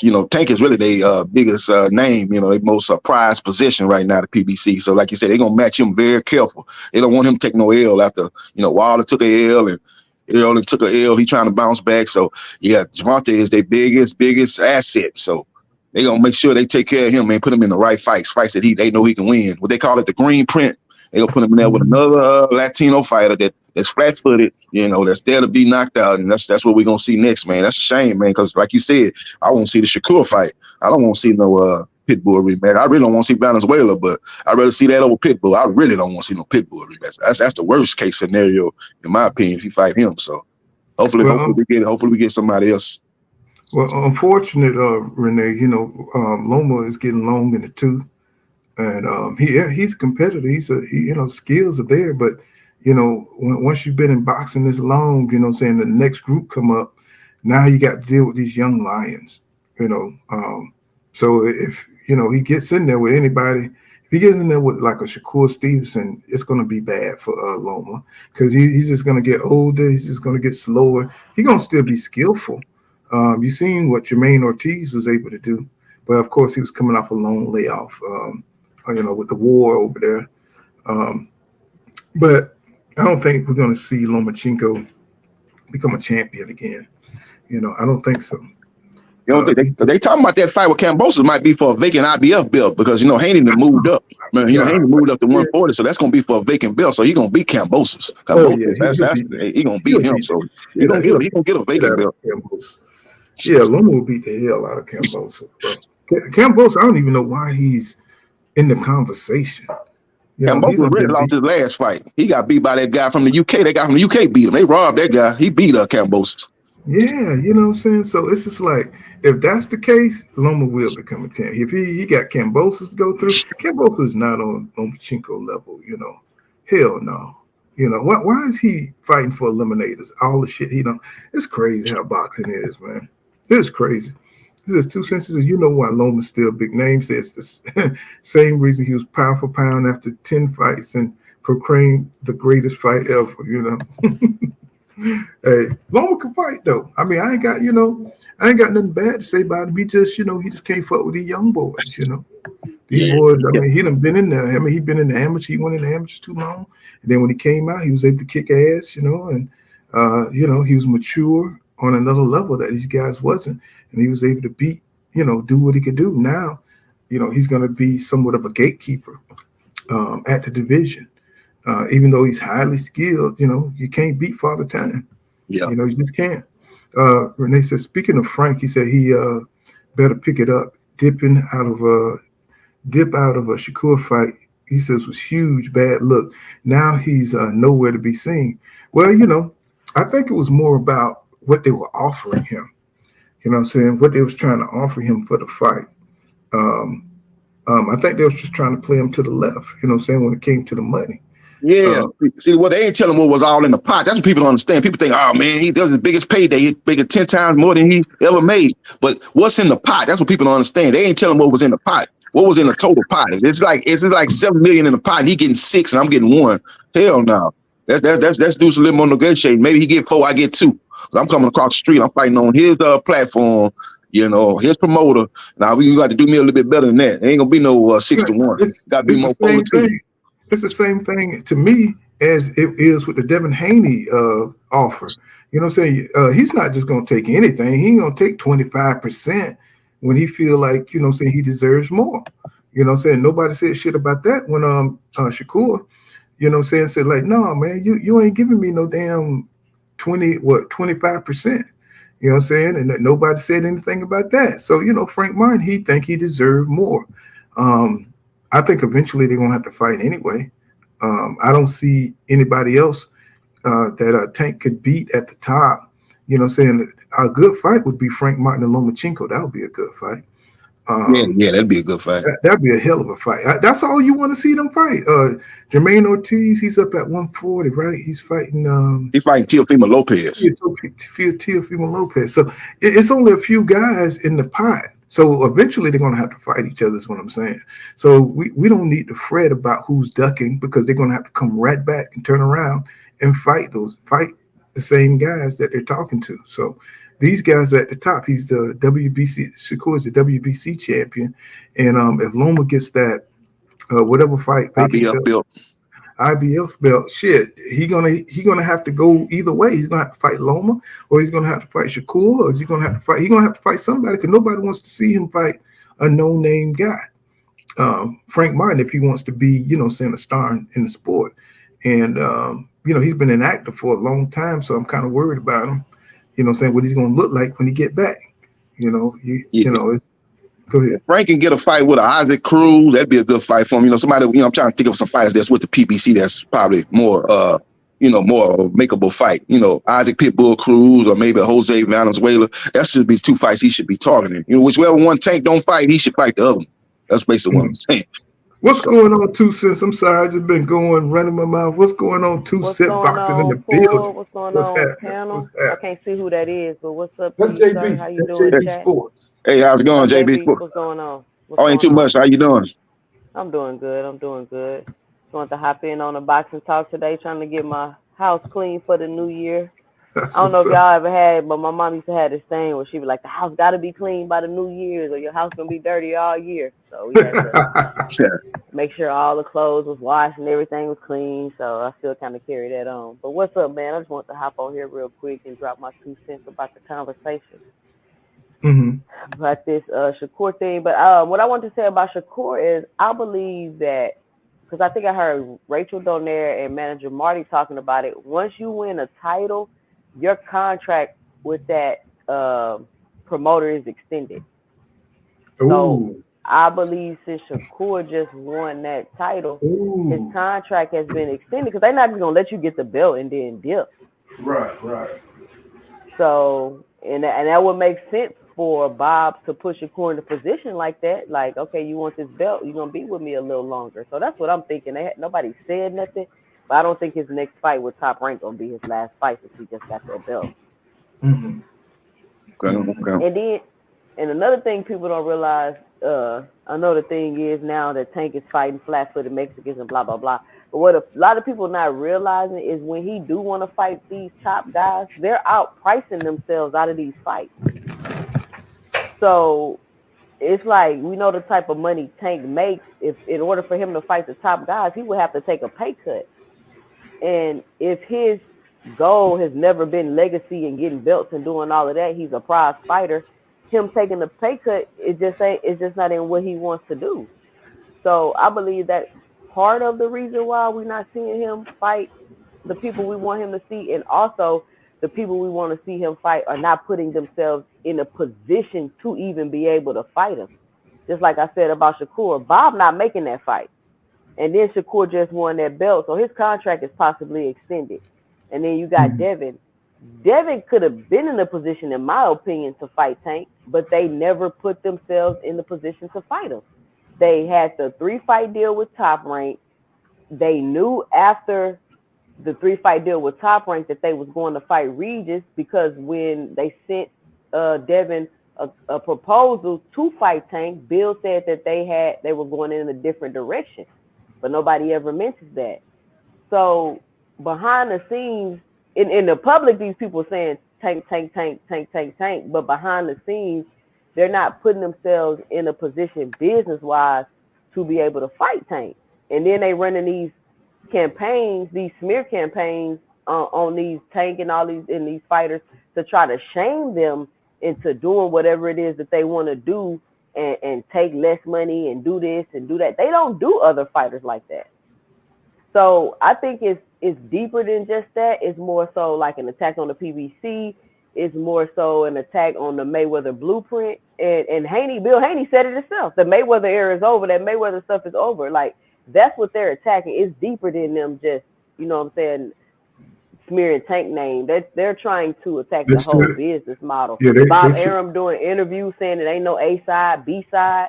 So I'm watching it closely because I want to be able to kind of put it all together so I can articulate it better, so I can make a video about it. But I see what's going on. Yeah, but they always constantly attack Mayweather through some kind of underhanded way. You know what I'm saying? The blueprint of what he set off. And a lot of times, I do think we do need to get away from the blueprint of Mayweather, especially when you got a star like Tank, because you want him in the regular structure of boxing. You know what I'm saying? You don't want him to be on the outside because he got so much talent, and you want him to be pitted up against, people who we think are the best. Now, like you said, these people are not putting themselves in the position to fight Tank, even though they do mention his name a lot. But are you really trying to fight Tank, or are you just trying to promote yourself, or are you just trying to play what they call it? When you call people name, what you call it? I know y'all like this dude here. He does this clout chasing, right? Yeah. Try to test your name to another fighter. Clout chasing. That's what it is. Are they just clout chasing? You know what I'm saying? Because a few things got to happen before because you already know, the Tank is the A side of everybody. He's the A side. So now that means you got to go in there. And you're going to have to be humble, and you're going to have to accept what what Mayweather, they're not going to allow you to dominate the negotiations. So you got to be humble. You got to go in there. You got to take what they accept. And I think that's what's missing. Devin was able to do that over at Top Rank, but is he going to be able to do that at the PPC? You know what I'm saying? I mean, even if he offered him 10%, I would take that shit just to get the fight on, because it's going to be huge. And you'll take a major loss, but imagine what you gain if you beat Tank Davis, right? You know what I'm saying? It's just a hypocrisy huge. Because when it was Shakur, they were like, oh, Shakur should take the 25. Shakur should do. And it's weird to me because even when Oscar De La Hoya fought Mayweather, he used his A side. It's like everything is okay except for when it comes to PBC fighters. It's very strange. it's just like as soon as a PBC fighter lose, they expose. But Loma could lose 1,000 fights and he's still a top fighter. Well, it's because of that pay-per-view model. You know what I'm saying? People, you know what I'm saying? Because if you think about it, Lomachenko, he don't fight for pay-per-views. I don't know if he had a pay-per-view. I don't think he had a pay-per-view. I don't think when he fought Haney, that was Haney pay-per-view. was a pay-per-view. Okay, I don't know if he had any other ones. But you never hear them talk about their numbers. They don't have the expectation to surpass, you know, anybody pay-per-view numbers. You know what I'm saying? It's like it's only on PBC fighters where their numbers got to be, you know what I'm saying, scrutinized. You know what I'm saying, in the public. You know, everybody else, they get to just fight. You know what I'm saying? Win or lose. Oh, that was a good fight. But when PBC fight, he's not a draw. He's not a star.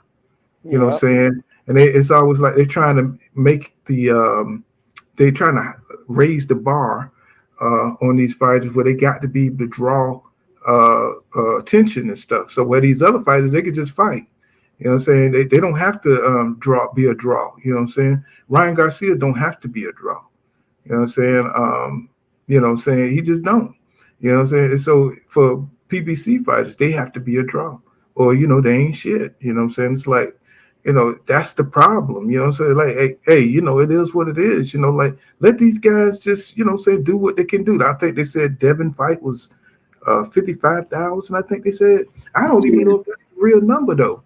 It's like, did the Zone release this? I tried to look up at the numbers at the Zone, and I didn't see it. It's just they keep saying sources, but what sources are they talking about? They got 3 different people saying it though. They got Dan Raphael, you know, Rick Glazer and Leonard Ellerby. They all saying it did 55K. So that's 3 different sources. So I don't know exactly what it did, but you know, I don't think it did great numbers because you know it was around holidays. I don't even think nobody expected that. First of all, that fight shouldn't have even been on pay-per-view.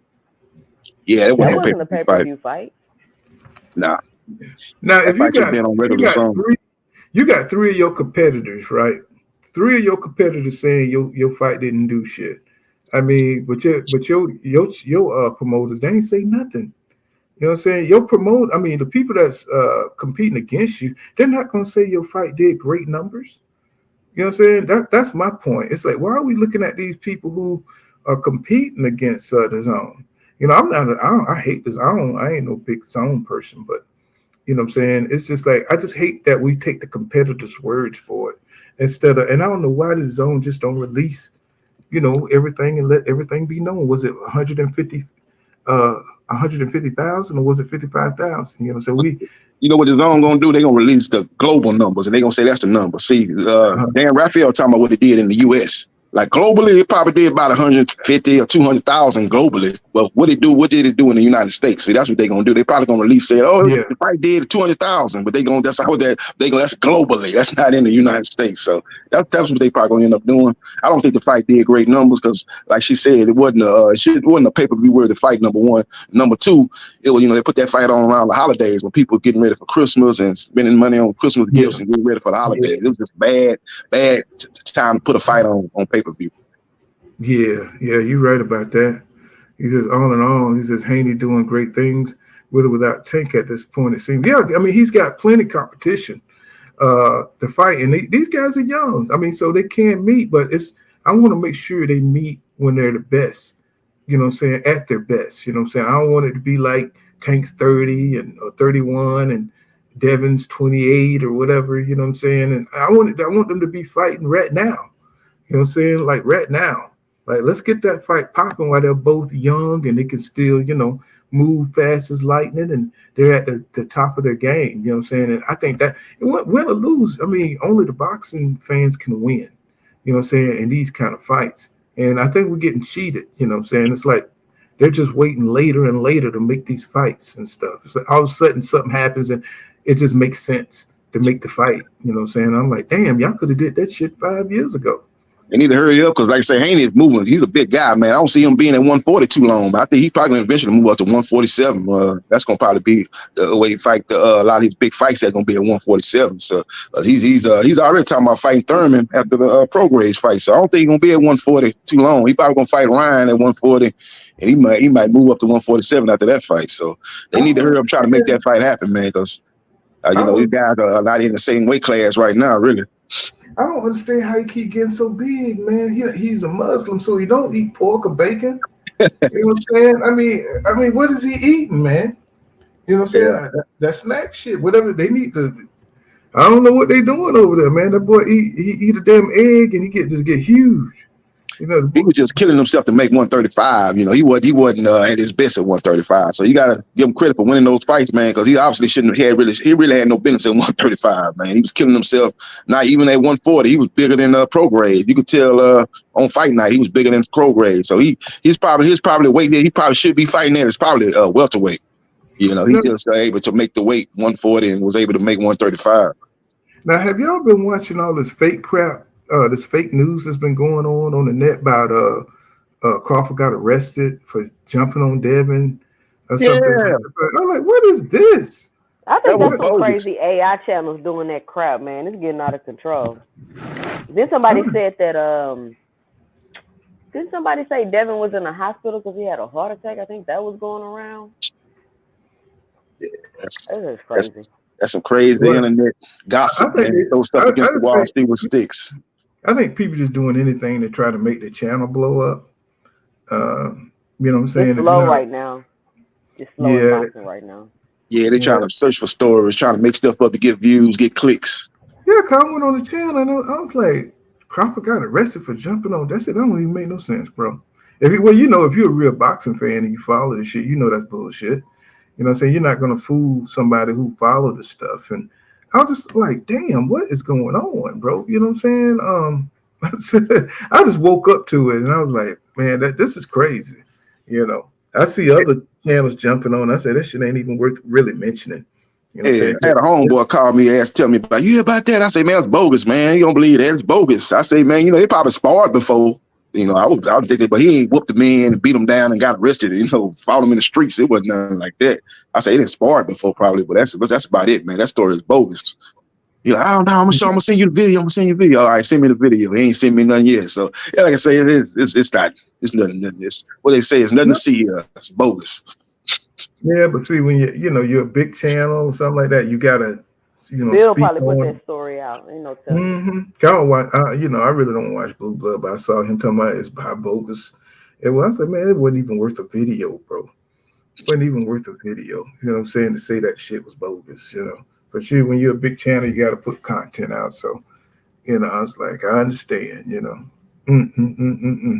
So, so they still talking about AJ and Wilder and people talking about how they're past their prime. And it's true. They are past their prime. But not to cut you off for real quick, have you heard people saying that Gervonta became Muslim so he don't have to fight Devin? What? They talking about because Muslims can't fight each other. Like they're literally saying this. Like I'm talking about on live. I'm going back and forth with a dude on the live. Like I don't understand what that has to do with anything. Well, people say anything.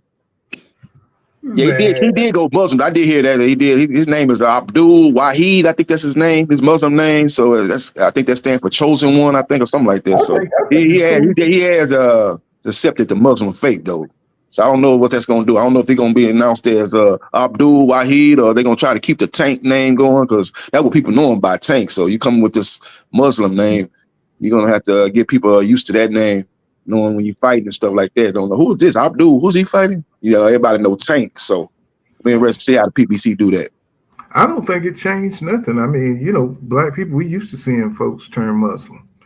You know what I'm saying? I mean, we used to seeing that 5%ers and we used to seeing that. I mean, all day long. We used to seeing people come out of jail. They Muslims now, changing their life around. The Muslim faith helped discipline people. I think it's going to help Tank career to become a Muslim. You know what I'm saying? Keep him from that bacon, man. You know what I'm saying? He's going to be straight, strict diet, all that, man. He I think this is going to keep him out of trouble. I think, him being a Muslim is just going to, make him a more mature him. Now, I think you can see him maturing as we go. So I don't know about them tattoos. I don't know what the whole rule is on that in the Muslim, if you can have tattoos, whatever. But I think it's going to be good for them. But for black folks, we used to seeing people turn Muslim. Yep. You know, we had one of the greatest turned Muslim, Muhammad Ali. He was Cassius Clay, changed his name to Muhammad Ali. I think Mike Tyson even became a Muslim when he got out of jail, but I don't know if he kept the faith. But you know, he was a Muslim when he got out. Weed, unless you can smoke weed in the faith, but that boy be high as hell on this damn. That boy can barely do the damn podcast. He be so high. Yeah, he be high with Mike. Oh, hot boxing. Oh Mike, yeah, I like that podcast. He got some good shows on there. He be taking it to places. He be taking it to places, boy. You can't even, you know, you like, damn, Mike. He got a story for everything. You know what I'm saying? You hear about that story he had about Don King when he kicked Don King out the car, some on the freeway or something, man. He had his girl up there, tell his girl to hold Mike, hold him down until he try to get in the front seat. He's gonna really do something to Don. You know, he just had realized, you know, Don King had scammed him out of all that money. He was just got mad, started going off on Don. It was, I think it was headed to the airport somewhere. He told that story, man, had me rolling. I like, he got some stories to tell you, Mike Tyson. See, Don King was a tough dude. He wasn't like these promoters today. Don King will fight you. He was a tough dude, man. He was a real mafioso type character and stuff. You know, he used to beat people's asses back in the day. And yeah, he killed somebody, didn't he? Manslaughter. Somebody ordered some money or something and beat him down and killed him. Don was a street dude back in the day. Yeah, he was real with it, man. So, you know, he came with that blank piece of paper, you know what I'm saying? He gonna make you offer that you can't refuse. You're gonna bring that 100,000 and bring that blank piece of paper. That was your ass. That was your whole career right there. Yep. This is Renee Boxian says, I think people should leave Tank alone on his personal preferences. I think the change is genuine. Yeah, of course it is. Oh yeah, much respect to Tank, man. Much respect to him. You know, like you said, that's a lot of people embrace that religion, and you know, and it seems like, you know, like you say, can have a good influence on him, a calming influence on him, you know, and you know, get his life in order. You know, he's going through some trials and tribulations throughout his career, man. That faith probably helped him mature, like you said. So, salute to Tank. You know, Tank is a star. Everything he does is talked about. It don't matter what it is. And that's what people not realizing. Like, the guy's a superstar. You don't get very many superstars in the sport of boxing. I'm talking about superstars. Like Mayweather, he's a superstar. Even whatever Mayweather does is talked about. Whatever Tank does is talked about. That's not happening with these other fighters. Did you see Mayweather little grandkid? Man, he looked just like Mayweather, don't he? That little kid looked just like Mayweather, bro. I was like, oh my God, they got some strong genes. And then he's punching and stuff. He already punching. Yeah, he already showing the ropes. Yeah, he was shadow box. I got a video of him on the kitchen counter with a diaper on, shadow box. Yeah, I saw that one, man. I was like, my God, man. I'm like, these Mayweather's gonna go on forever, bro. They're gonna go on forever. Yep. I was like, oh my God. And then he loved that little boy too. You could tell. Mm-hmm. He always got him cuffed up, you know, drinking cocoa or something. Look at what Mayweather. He done found something that's gonna really change. And now he got the opportunity. You know, he probably didn't have the opportunity with his kids because he was working so hard. Yeah. So when he got the opportunity to spend time with him and watch him grow up and travel with him and stuff like that, I'm sure he enjoyed it. Yeah, it's great to be a grandfather, man. Just to fall back and, you know what I'm saying? You ain't got to be hardcore now. You could be the easy one and spoil your grandkids, you know. You know, you can give them the candy now. You can, you know, do things that you couldn't as a parent, you know. That's the great thing about being a grandfather, you know. It's just cool seeing Floyd chill out for a second, you know. Stop with these fake ass fights and that don't mean nothing, you know. You know, I mean, he's finna fight another exhibition. Ain't he finna fight that guy Gotti again? A rematch. Mayweather Gotti too, I heard.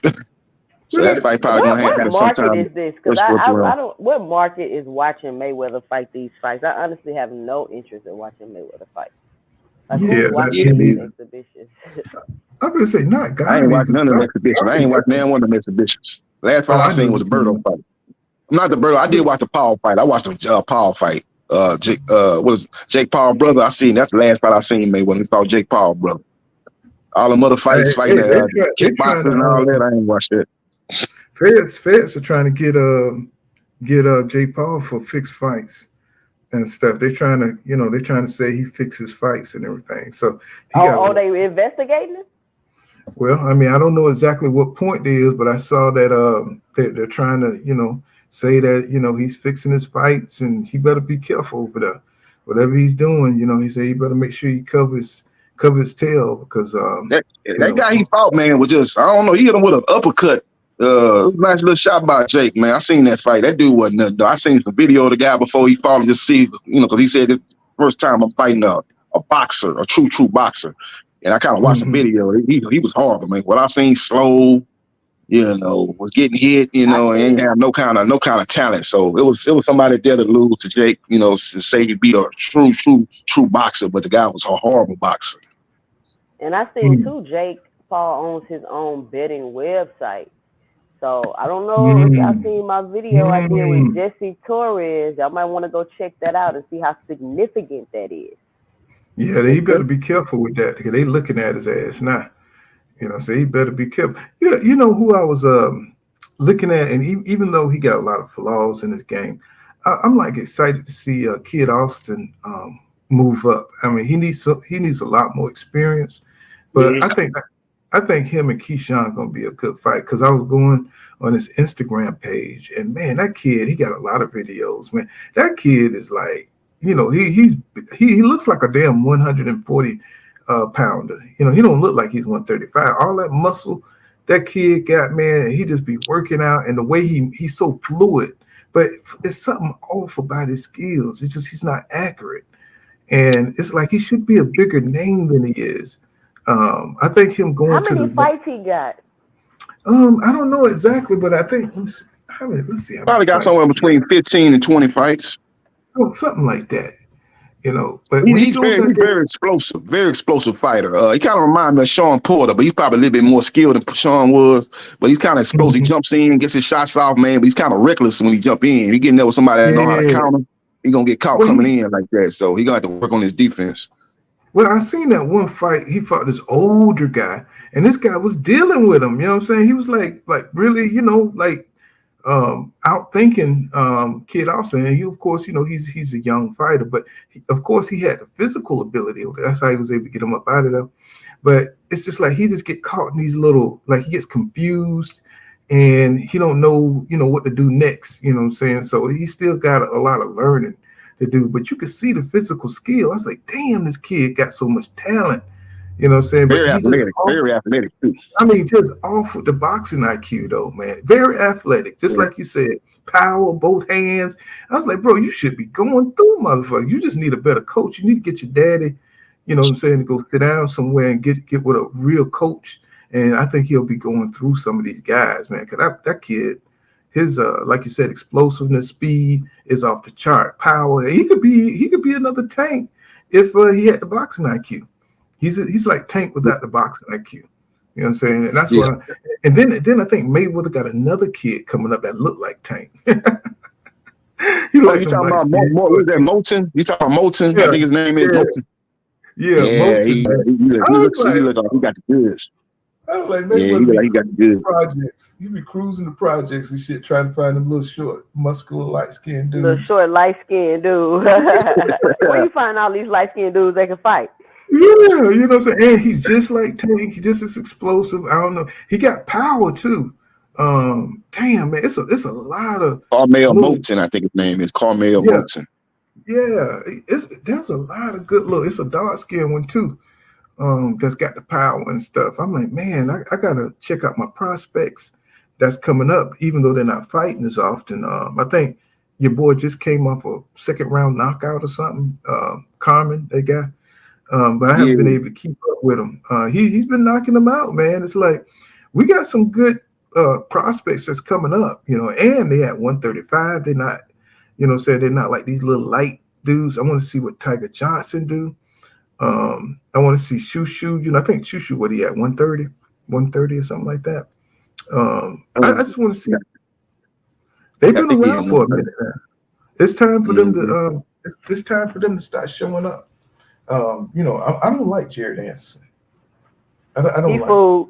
He fooled. I don't like Jared Anderson. It ain't even just about his whole attitude about going after fighters outside his weight class. He act like he's in high school or something. I'm like, bro, what is wrong with you? You know what I'm saying? Why are you acting like you want to fight people outside the ring? You too And then big he for say he that. don't really love boxing. He doing it for the money. That's what he say. He say he do. I understand you. Everybody doing it for the money. It's called prize fighting. But for you to just openly admit that, man, like you really like, I ain't really in love with boxing. I'm just, it's just no. I'm just here for what it does for me as far as money. I'm able to get money, get paid, and live a certain lifestyle off of it. I'm like, what? So he Yeah, ain't talking it's about being no like, champion or nothing like that. He just saying I'm in it for the money. and he don't understand. If he was really passionate, right now the heavyweight division is so soft. You know what I'm saying? It's weak as hell. So he would be able to become a top contender with no problems. You know what I'm saying? He could like really go up there and clean up if he, worked on his stuff, worked on his craft, and he just seemed like one of them dudes that he could take it or leave it. He just seemed like one of those. I just sure hate it for him, but he just got that. He's got that problem child attitude, Yeah. Like at one point, they got another young heavyweight they've been talking about coming up, man. A young guy that they've been getting a lot of hype, man. He had a couple of fights, man. I can't remember his name, man, but he's a young heavyweight prospect getting a lot of buzz. And I ain't seen him fight yet, but I've been seeing they talking about him on the internet. I can't remember the guy's name, but he's a young up and coming heavyweight prospect. So that's a guy that I gotta get his name, man. But that's a guy that they've been talking about to look out for in a couple of years. I think he's from the United States, so big, strong, muscular guy. That look like Frank Bruno type of looking dude, man. From what I've seen, the picture I've seen him. So, they keep promoting this wasn't it Herkovich guy?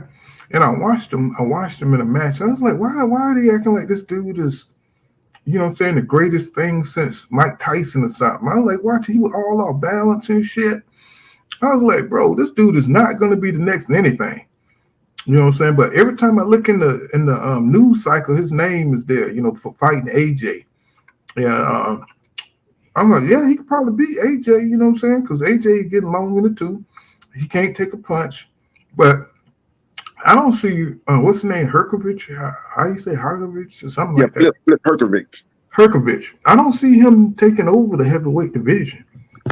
No, ain't nothing special about Herkovich, man. I thought he lost to Zane, actually. Zane kind of blew that fight because he tired in the second half of that fight. He got tired, wasn't throwing enough punches, and he let Herkovich outwork him. But I still thought Zane beat him. But I saw that fight. It ain't nothing special about him. He fought on the AJ Wilder undercard and knocked some guy in the first round, some scrub.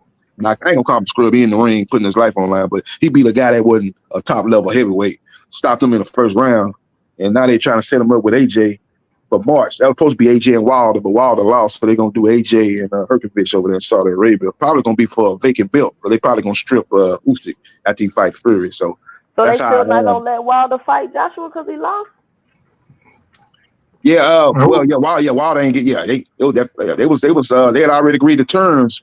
Provided that both of them won. Wilder lost, AJ won, and that fight not gonna happen next. Wilder got to get a win against the top opponent, then he might be back in the mix to fight AJ. But he gonna have to probably get a win over, fight a Big Baby Miller or Andy Ruiz, fight somebody like that, get a win, and then I think he'll probably be back in play for AJ.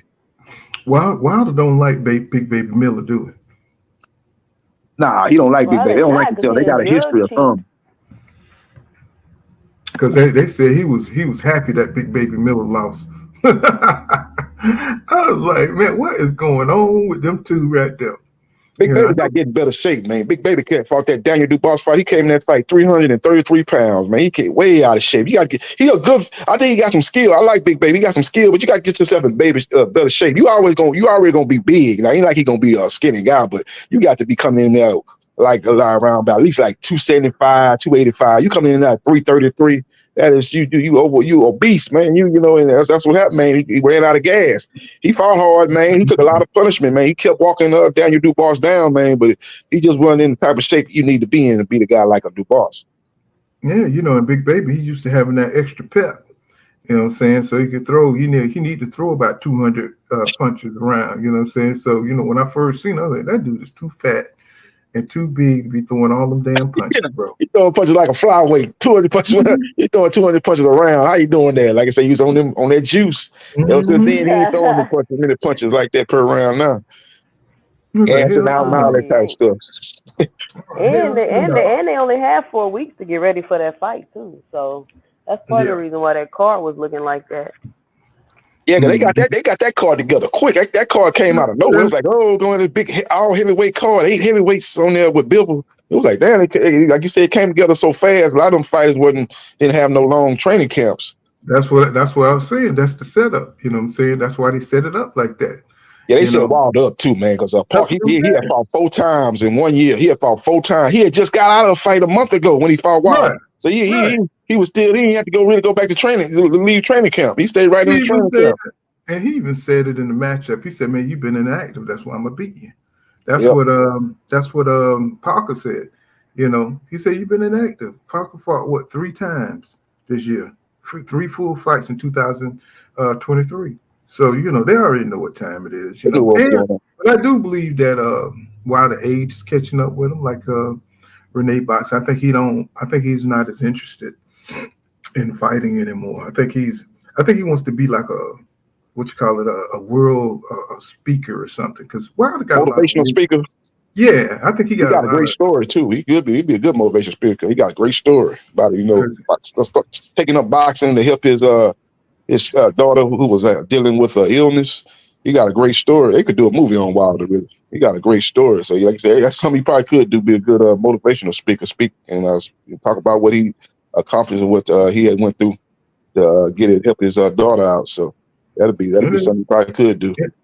And I could tell he's getting older because now he's talking more about stories and talking more about life. And that's what happens when you hit 38, you know, so you start, you know, speaking in parables and, you know what I'm saying, you start talking about, you know, everything about life and energy and all this kind of shit. And I was like, okay, yeah, he about done. You know, I could tell, you know, he want to, you know, be inspirational and all this stuff. And it's deeper than just going in there and knocking somebody out. You know, so I said, yeah, he's starting to chill a little bit. Mm-hmm. Yeah, I noticed after that third Fury fight, you know, he did an interview and he was talking about, you know, he didn't know if he was going to continue to fight, man, because he said he tried to go back into the gym and he just didn't have that fire to go back in the gym and train and stuff like that. Then he was like, he didn't know, but he eventually came back to fight Parker, but he was talking like he had one foot out the door after that Fury fight, really. We just listened to what he was saying. I was like, man, that dude, he love boxing no more. He talking about he went to the gym and didn't have a fire. I was just thinking maybe he was just disappointed he had lost to Fury, but I think he kind of, like you said, he got a lot of stuff going on outside of boxing. They say he got a lot of property, a lot of real estate, a lot of different businesses.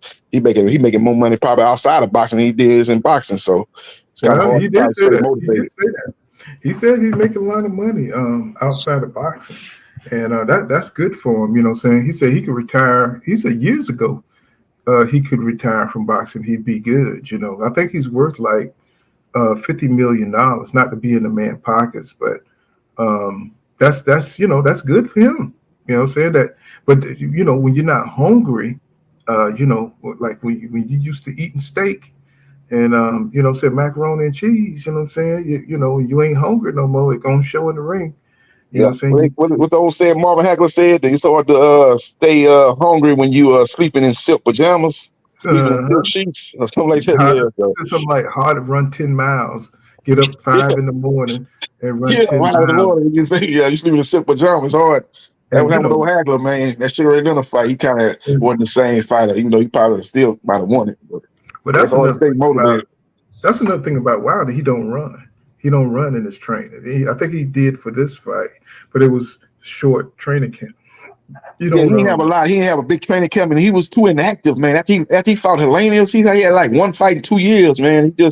He should have.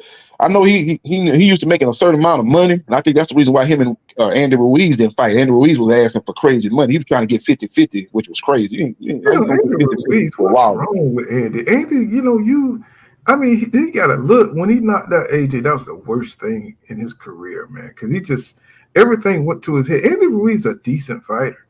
I think he could upset a lot of people if he just kept his ego in check, man. I mean, he wants to be Canelo, so he wants to be the fat Canelo so bad. You know, I mean, it's just like, bro, you can't be Canelo, man. You know what I'm saying? You know, even if you dyed your hair red, you know what I'm saying, you wouldn't be Canelo, bro. I mean, I don't know what it is. He just want to be a thin star. I think it's some kind of childhood trauma because he was always the fat kid, and you just see it with him, man. It's like once he beat AJ, he started trying to he's slimming up his photos, and I'm like, bro, everybody thought he was in shape. He come out there, he fatter than he was before. Yeah, he caught lightning in a bottle in that AJ fight because he had just had a fight, remember? And then he got that fight on short notice, which was good for him. He didn't have time enough to get back out of shape like he always do. So he was in shape, just got out of a fight a month or two ago when he beat that guy. What's his name? Turgenovich, or whatever that guy's name he had beat. So he was ready to rock and roll, and he went in there and caught AJ with a shot and stopped AJ. That's just a lightning in the bottle. But then he had time to party and eat and get himself out of shape. He came in that second fight way out of shape. But Eddie them didn't do their homework because everybody, if you knew who Andy Ruiz was back then, you knew he wasn't to be fucked with. You knew that he was all wrong for AJ. You know what I'm saying? Everybody knew AJ. I called it. I said he gonna knock AJ out because he never fought nobody real and gritty like with fast hands like Andy Ruiz. I called that shit all the way.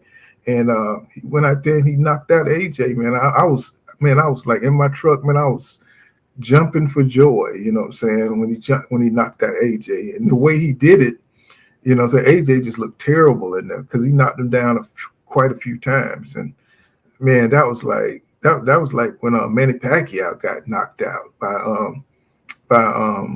Marquez. Marquez, yeah. Yeah, Pacquiao got put to sleep. AJ quit against Andy Ruiz. Remember the referees asking AJ, do you want to continue? AJ didn't say nothing. AJ said, yeah, I'm good. I'm ready to keep going. AJ, so when you don't say nothing, that means you don't want to fight no more. You right. He waved that white flag. He tried to play like he didn't hear what he said or something. Like, man, you heard that man told you want to keep fighting. You ain't say nothing. You ain't want no more of Andy Ruiz. You quit that fight. But I believe the fat Andy Ruiz would have fought Wilder. You know what I'm saying? It's almost like, he felt like, he didn't have nothing to lose, when he's on the Little Debbie snack cake program, you know what I'm saying? He had courage. You know what I'm saying? When he was eating them honey buns, he was good. He'll get in the ring with anybody. But when he slimped up a little bit and started thinking he was, some kind of, babe magnet, you know what I'm saying? All of a sudden, he started worried about who we gonna fight and all this kind of stuff. It's like, bro, I just don't get it, man. It's like Andy Ruiz, he's not a coward. A diva.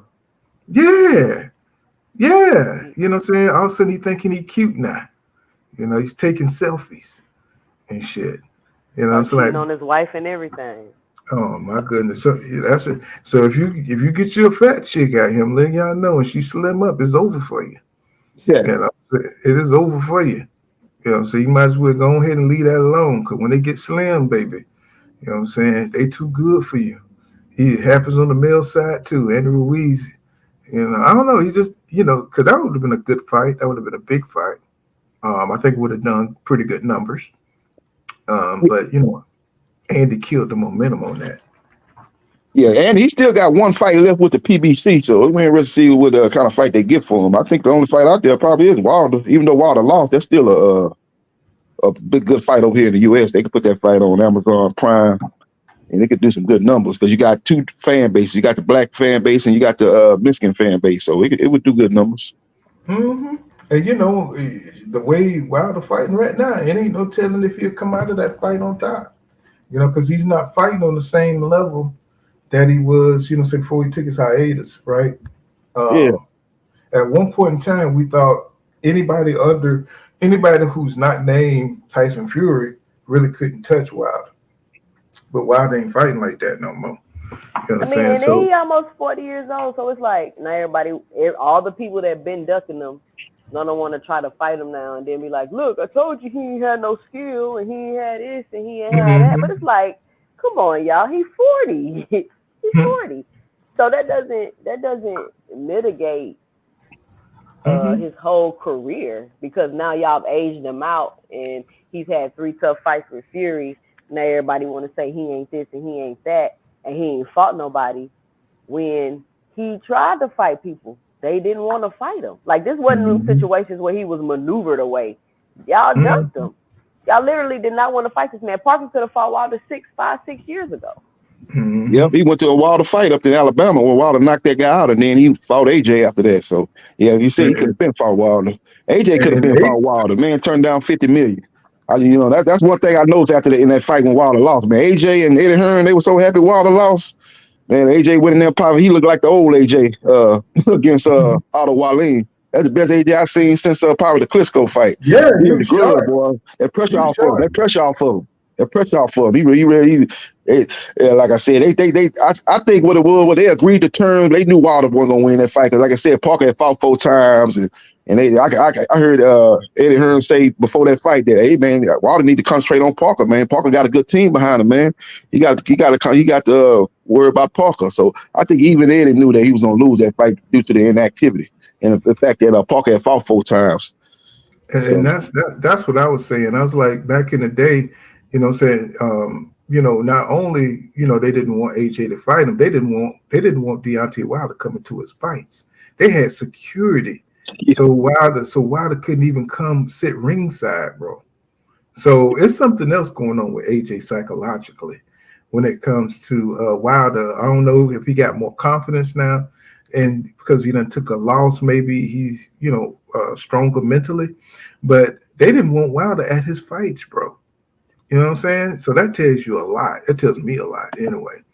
They ain't because Wilder was trying to do a face-off with AJ after AJ fought, I don't know what that was, Parker or whoever he was fighting at that time. He didn't want to do it. Wilder wanted to do a face-off to promote their fight, and AJ didn't want to do it. AJ told me they're going to have security bar Wilder from the ring. So Wilder didn't even fly out there to the UK. Wilder said, if I can't do no face-off, I'm not going to even go to the ring, go to the fight. Eddie Hearn got mad and, talking about he wasn't, because they wanted Wilder to do a little radio or something. I think they were going to try to get Wilder to, they were trying to set up that Wilder Dillian White fight. They're going to have Dillian White run up on Wilder when he was down there and start, trying to promote that fight. That's what they was trying to do. They never did want Wilder to fight AJ.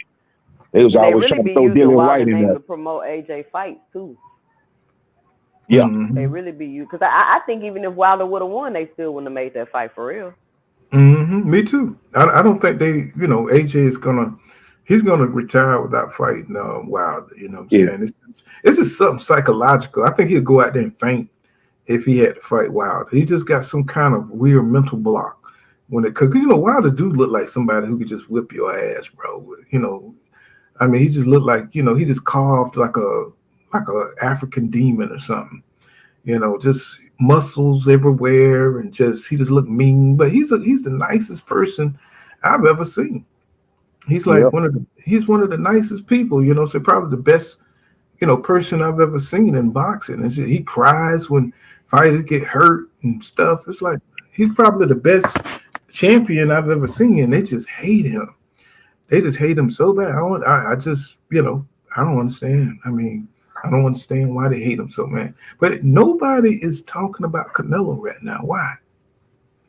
If you're the face of boxing, let me ask you guys, like, why nobody's talking? You supposed to be the best, and you supposed to be, some kind of, supernatural force from another universe, and you eat golden tacos and shit. You know what I'm saying? It's like, bro, what is going on? Why nobody's talking about Canelo or trying to make him, fight somebody, fight one. I mean, he got David Benavidez. He's got David Morrell Jr. Nobody's trying to make Canelo fight them fights. They still talking about these guys got to jump through hoops. Yeah. And, he got that Dimitri Bivol loss. So I'm just like, wow, why? It's almost like this guy has a force field where, he's not accountable for shit. Like, say Canelo can do what he want. Canelo can do what he want to do. I'm like, bro, even the fighters be saying that shit. I'd be like, not with the belts, bro. When you could do what you want to do, but not when you got the belts. So you can do what you want to do while other people that deserve a shot at the belts stand around. That's my issue with Canelo. Like, it's cool you do what you want to do, drop the belts. You can't do what you want to do and have the belts. I'm saying, like, why he isn't being held accountable? Even the writers dare not say anything against Canelo. It's like, it's almost like this big propaganda bubble that he's in and boxing is in. Like when you listen to those ring guys speak, or Wright. It's like they all kind of like, drop down to Inouye. Like Inouye is everything that's in the lower division. Anything, below 130 is all Inouye. You know what I'm saying? Yeah, they're trying to make him fighter. You see, they trying their best to make him fighter of the year in a way, which it should be out of Crawford and Haney. In a way, he beat Scooter. That was a good win, but Scooter wasn't no top 10 pound for pound fighter. Crawford beat, in my opinion, a number 2 pound for pound fighter when he beat Spence. And you got Haney that beat Loma, and then he beat Regis Prograis. I think it should be out of them too. And Benavidez got a case too. So, everybody want to give it to Inouye, man, off of what, man? He beat Scooter. I give him that. He beat Tapales. Tapales wasn't no great fighter. If Bud would probably have had it down if he had another fight. What might hurt Bud is he only had one fight, but he did beat in my opinion, the number 2 guy, pound for pound fighter in boxing when he beat Spence. So, and he beat him decisively. So I think it should be either him or Haney. Or even Benavidez should be in the running. But for everybody, it seems like they all saying, "Oh no, Inouye is the fighter of the year. Inouye the fighter of the year." I don't see that. Well, they want to talk about how fast he became 2-time undisputed, but they're also not taking into account that he had the opportunity to become 2-time undisputed in that time frame. They don't give these other fighters that type of opportunity that quickly. Exactly. It took Earl Spence 10, 12 years to finally get to an undisputed fight. So we're going to sit here and just act like if other fighters didn't have the same opportunity, they wouldn't have been able to do it too.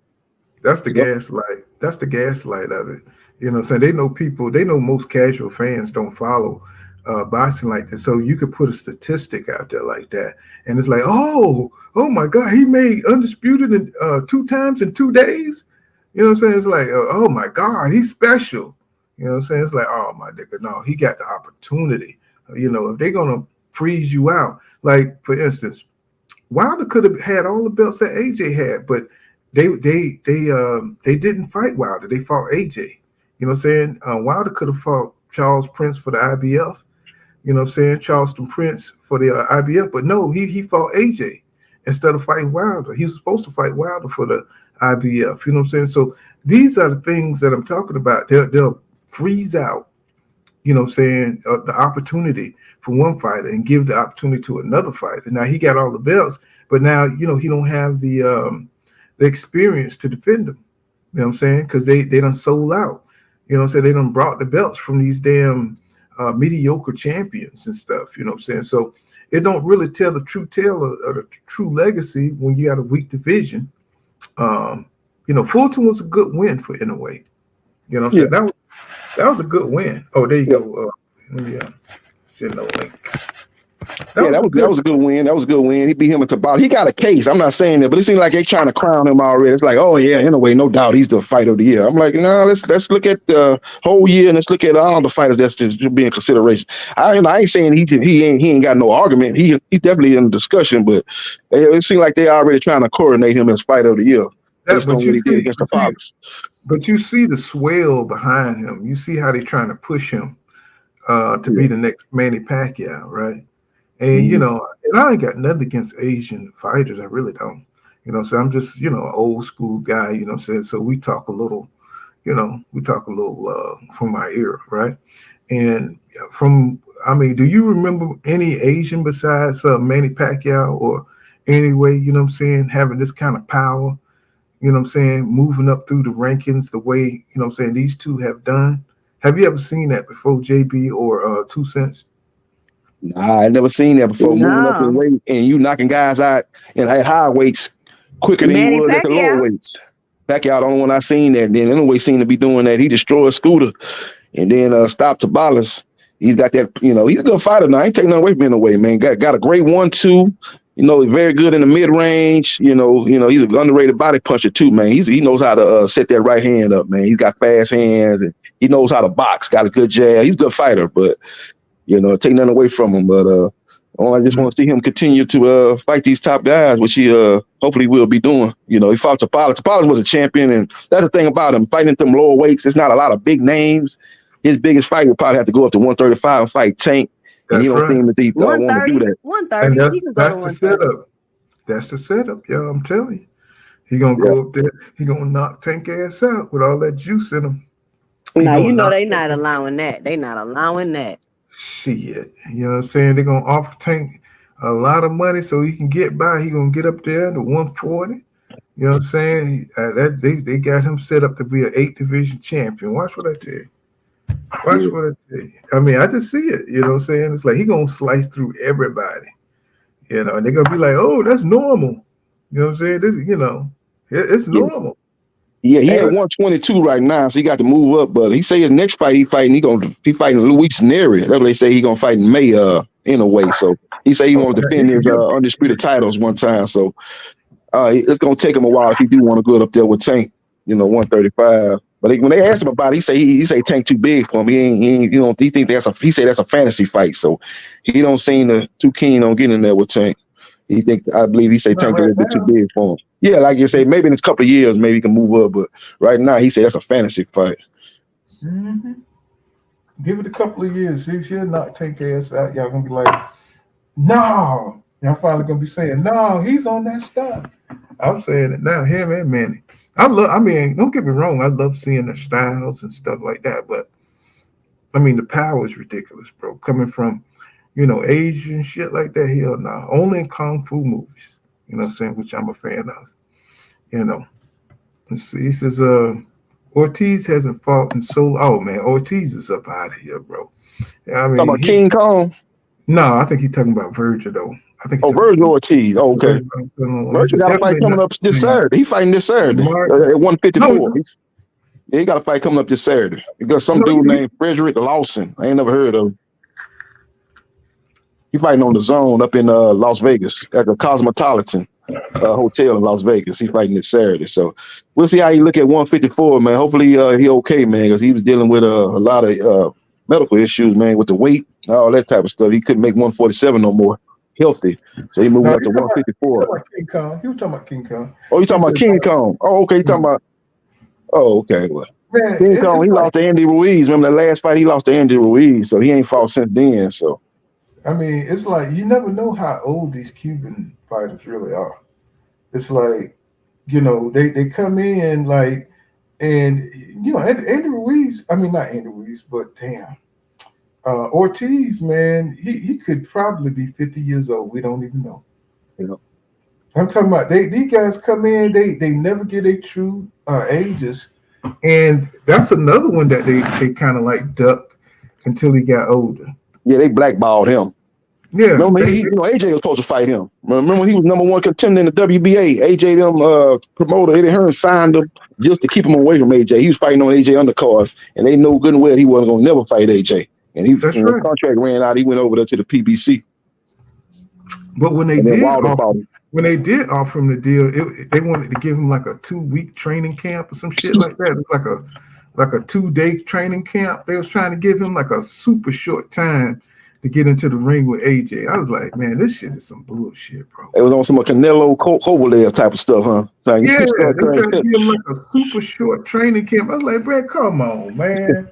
It's like that would be a fire ass fight right now if y'all wasn't on that BS, accept it now, or saying you ducking. I'm like, bro, give this man a training camp. Give this man a training camp so he can get in some kind of shape. You know what I'm saying? And that's what these fighters do, like offer you a bogus deal, and if you don't take it, you ducked. It's like, bro, come on now. We got to get away from that, man. People see what's happening. It's like nobody's going to give you that kind of advantage to put their name that, they've grinded for all these years, to build up a record just to go in there and just to sabotage themselves, by taking a short training camp. And then that's what's so disappointing for me when I see, the Spences, and I see this Wilder fight, when I see all these great champions build up to the rivals, and they, they mess it up in negotiations. They don't just take a fair fight. It's all about chess moves. I just seen a video say Coach Calvin got arrested. Not to cut you off. Well, oh man, Calvin Ford, oh man. Man, you them boys from Baltimore, ain't no telling what the hell they doing. They probably selling crap and shit up. You know what I'm saying? Ain't no telling. They probably got all kind of. You got to be careful who you hang around. You know what I'm saying? One time I got arrested because they said that I looked like I was selling dope or whatever. I was like, bro, I don't sell no dope. I was just going to the basketball court. but they think we all sell dope and shit. You know what I'm Black saying? So man walking. What was a white cop? yeah. Yeah. You know what I'm saying? And I had my hat backwards and Stereotype you. That's what he did. That's yeah. Damn, he just say you look like Yeah, he said I look like it, but that was back in the day, though. He just said I was going to the basketball court, but I was in a crack area, and but a lot of the where you from, a lot of the areas and hoods and stuff it's just a crack area. You know what I'm saying? It's like you can't help it. But the basketball court is usually the best basketball court is in the hood, in the crack areas. So you're gonna have to walk over there, and and when you go through there, the cops are looking. You know what I'm saying? And nobody came up to me or nothing like that. I just had a basketball, and you just got to be careful who you hang around. If they known to be, a lot of my friends was into that kind of stuff. A lot of the players on the court, the cops are watching. So, they just group you right on in with them. You know what I'm saying? So, Calvin, all them guys, they can't keep hanging out with them boys out there, in that street life. You got to get yourself out of that hood. Yeah, what's the name? He just got arrested a couple of weeks ago with Jamel with domestic altercation. It just you can't be doing stuff like that, man. Making bad decisions, man. End up messing your whole life up, man. Can't be doing that, man. You got a lot of hate. Get in an argument, man. Leave. Go take a walk down the block. Get in your car, drive. Go somewhere to calm down, cool yourself off, man. You can't be doing that. And then you got a lot of haters once you start moving up. People don't want to see, people progress like that, You got people hating in the background, what I'm saying, on the hood side, people trying to set you up to get robbed, and, if you wear a lot of jewelry or, what I'm saying, or you flashing money and, you being big time in the hood, and, people set you up, man, so you just got to be careful, I don't know how Tank them doing it, but I couldn't be hanging in the hood, once I made, they know you touching M's and everything, and, you saw Paul Pierce got stabbed up, what I'm saying, when he went back to his hood, trying to, getting all the women and everything, and they was like, no, nigga, we ain't having that. The thing about Jamel, man, he on audio bragging, I ain't gonna say brag, but telling somebody he had jumped on his wife and stuff like that. So he in a world of trouble, man, Jamel. They got him on audio actually, basically indicting his own self. So he in trouble, man. This is unbelievable how stupid he is. Mm-hmm. This is unbelievable. It's like they need some sitters. They need grown-up sitters. You know what I'm saying? Somebody to sit there like, don't do that. You know what I'm saying? Somebody to sit there all day long. They need to pay somebody all day long. They need to pay somebody like me. Hey, man, don't do that, man. No, just go and get your hotel. Get the hell on. Yeah, leave, man. You get into it, you see yourself getting upset. Walk outside, walk down the block, or get in your car, go somewhere and cool off, and come back again. Come back when you can calm down. You jumping on your wife, you might have destroyed your whole boxing career, man. Because you can't be doing that. You can't be jumping on women at all. I'm gonna tell you it's over because they already hate him. They already looking for a way to get them Charlos up out. They just too. Well, I ain't gonna say Jamal. Jamal cool headed. You know what I'm saying? He's not gonna do nothing crazy, but. Man, Jamel, man, he done put himself in a world of hurt, and we already know what the climate is with, with the Me Too thing, and, he just done got himself messed up, man. I just hated for the boy, but he is kind of a silly little asshole, he just kind of like, he's not a level-headed dude, he just, I don't know what it is. He got some kind of weird thing where he just got this poverty mentality, like he always got to show off. He always bipolar or something, man. He go from 0 to 100 too quick, man. I understand you're a boxer, so you're supposed to have something, have an edge to you. But he seemed like, man, you see him doing interviews and stuff like that, where he be talking and just like, man, just got anger issues, man. Just like something he have a hard time controlling his anger, and then got him in hot water now.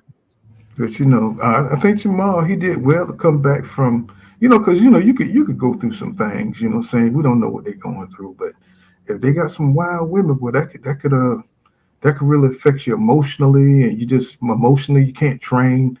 So you got to make sure you keep your environment calm, peaceful. Then we start having women with women that could take these kids from you, and that affects you. And it's just the hood perpetuating itself. You got, I don't know what to tell them. I'm saying? You can't just expose yourself to negative people that's going to bring you down when you're in a sport that's as competitive as boxing. Anything can throw you off if you're not concentrating on boxing itself. So I'm just sad for him, man. I'm like, damn, man. But, he already got undisputed. So that's good before everything started unraveling on him. Damn, but it's something about those kind of guys like Jake LaMotta. He was a woman beater. There's something about those kind of guys, and I'm not saying that you have to be. Don't go out there talking about pull kind of boxer. You got to beat a woman ass instead to be a good champion. No, it's just something about them kind of guys. It's like they just, you got to have a tough background or something to become, something, throw caution to the wind and not care or something. You know what I'm saying? They make these guys, tough and get in that ring. Because I have never seen anybody knock out a Charlo or hurt a Charlo to the point where they were just, drunk in the ring. Them boys are tough, man. Yeah, both of them got good chins. Yep. Jamal looked good in that last fight. He fought Jose Benavidez Jr. on the undercard of that Benavidez and Andrade fight. He looked good, man, for being out the ring as long as he was. So he's definitely in the Canelo sweepstakes. Now, we was talking about earlier about, what Canelo going to do. I think probably end up fighting Jamal or McGill. Probably one of those two be his next fight, man. But he going to get a pass, like you said. He going to get a pass, because he should be fighting Benavidez next. He going to get a pass, and they're going to say, well, he can fight him in September. No, why can't he fight him in May? The man is the number one contender for his belt. Why he got to wait? Right. I do think, though, you got to be ignorant. You got to be ignorant to be a good fighter. You just do. You got to be ignorant, man. There's something about it, bro. You just can't be you don't think straight or something. Because they be so blessed in so many different areas. You just got to be deficient in some point in your life. You know what I'm saying? I just don't understand. It's like, damn, bro, why you didn't know to get the fuck up out of there? You know what I'm saying? It's like, you're a big name. I don't know. It's just common sense, but they just don't see it. Mayweather, smart as he is, he fell for the same shit. Yeah, jumped on his baby mama. He went over there. He had her and his kids in a house that he was paying for. He walked up in there, a dude laying up in there.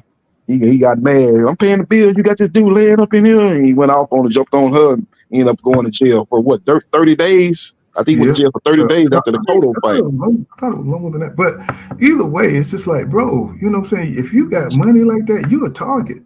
Yep. You know what I'm saying? I don't care if you're a boxer. Anybody who got money, you're a target, and people are looking to get that easy money. They're looking for that soft life. For a man or woman, they're going to try to get you. So you got to, today's day where people don't want to work, nobody don't want to get out there and do 40 hours no more. You know what I'm saying? People are looking for that come up, Yep, that quick come up, yep. Yeah, 2 Cent making all that damn money. You know what I'm saying? She's making all the money, huh? She green print, making all that money. Making all that damn money. We need that money. You know what I'm saying? It's like, shit. Everybody wants the soft life, man. Nobody want to get it from the mud no more. Yep. Hey, so you got this Crawford-Spence picture up, man. I'm hearing that the rematch is going to take place in March. I think that fight might end up kicking off Amazon. They wanted Javante to kick off Amazon, but Javante still got to do some things with that judge, so he can't even start training. He got to stay in one area. So I think that he's going to end up getting pushed back. So they probably going to move that Crawford and Spence rematch. That might kick off the Amazon thing in March. That's when I'm hearing that. I heard they're moving it back because I heard February, I heard June, I heard all kind of different things. I'm hearing March for the rematch, Spence Crawford 2, March. It was supposed to be December. I was like, and everybody was like, how that going to work? They were talking about December. Yeah. And then I was like, it just kept moving it around. So I said, okay, I guess they're just trying to see what kind of cards they can get on there to make it interesting. You know what I'm saying? Because people already think Crawford going to blow Spence out. So, they probably need to get something on there that's going to be, like really draw people. So they can get Javante on there. You know what I'm saying? That'd definitely push that card. Definitely. If he fight Pitbull again, yeah, put that on there. Yeah, put that. I'll accept that. Put it as a co-main event. Yeah, I wouldn't mind. If you're gonna fight Pitbull, put it on the undercard. Co-main event. But yeah, but you know, Tate so big, Tate gonna, you know, he gonna headline his own card though. He gonna be on no undercard. He gonna headline whoever he fight, Pitbull or Valenzuela, whoever he fight, it's gonna be a Gary Russell Jr. Whoever he fight, it's gonna be a headline. They're probably gonna need some help because nobody want to see him fight Pitbull. You know what I'm saying? Nobody wants to see that fight. You know, that I don't know how that fight gonna do because he's already shown that he could beat him with a hurt hand. So. Yeah, you know, I don't know. They got to load that card up. You know, put Frank Martin on that card versus Valenzuela. You got to load that card up. But, you know, if you don't put that, but I don't, like you said, I don't want to see that fight again. But I think that'd be a good fight. Venezuela, Frank Martin. I think that'd be a good little busy fight for him. Even though people think, I don't think Venezuela, if he get hurt by what's his name, Colbert. Yeah, he got knocked out by what's the name? What's the boy that Shakur fought? The boy from Santos. Yeah, Santos. He can't take them. He was getting caught with Santos. He sure can't take them shots from Clean. He going to sleep. Yeah.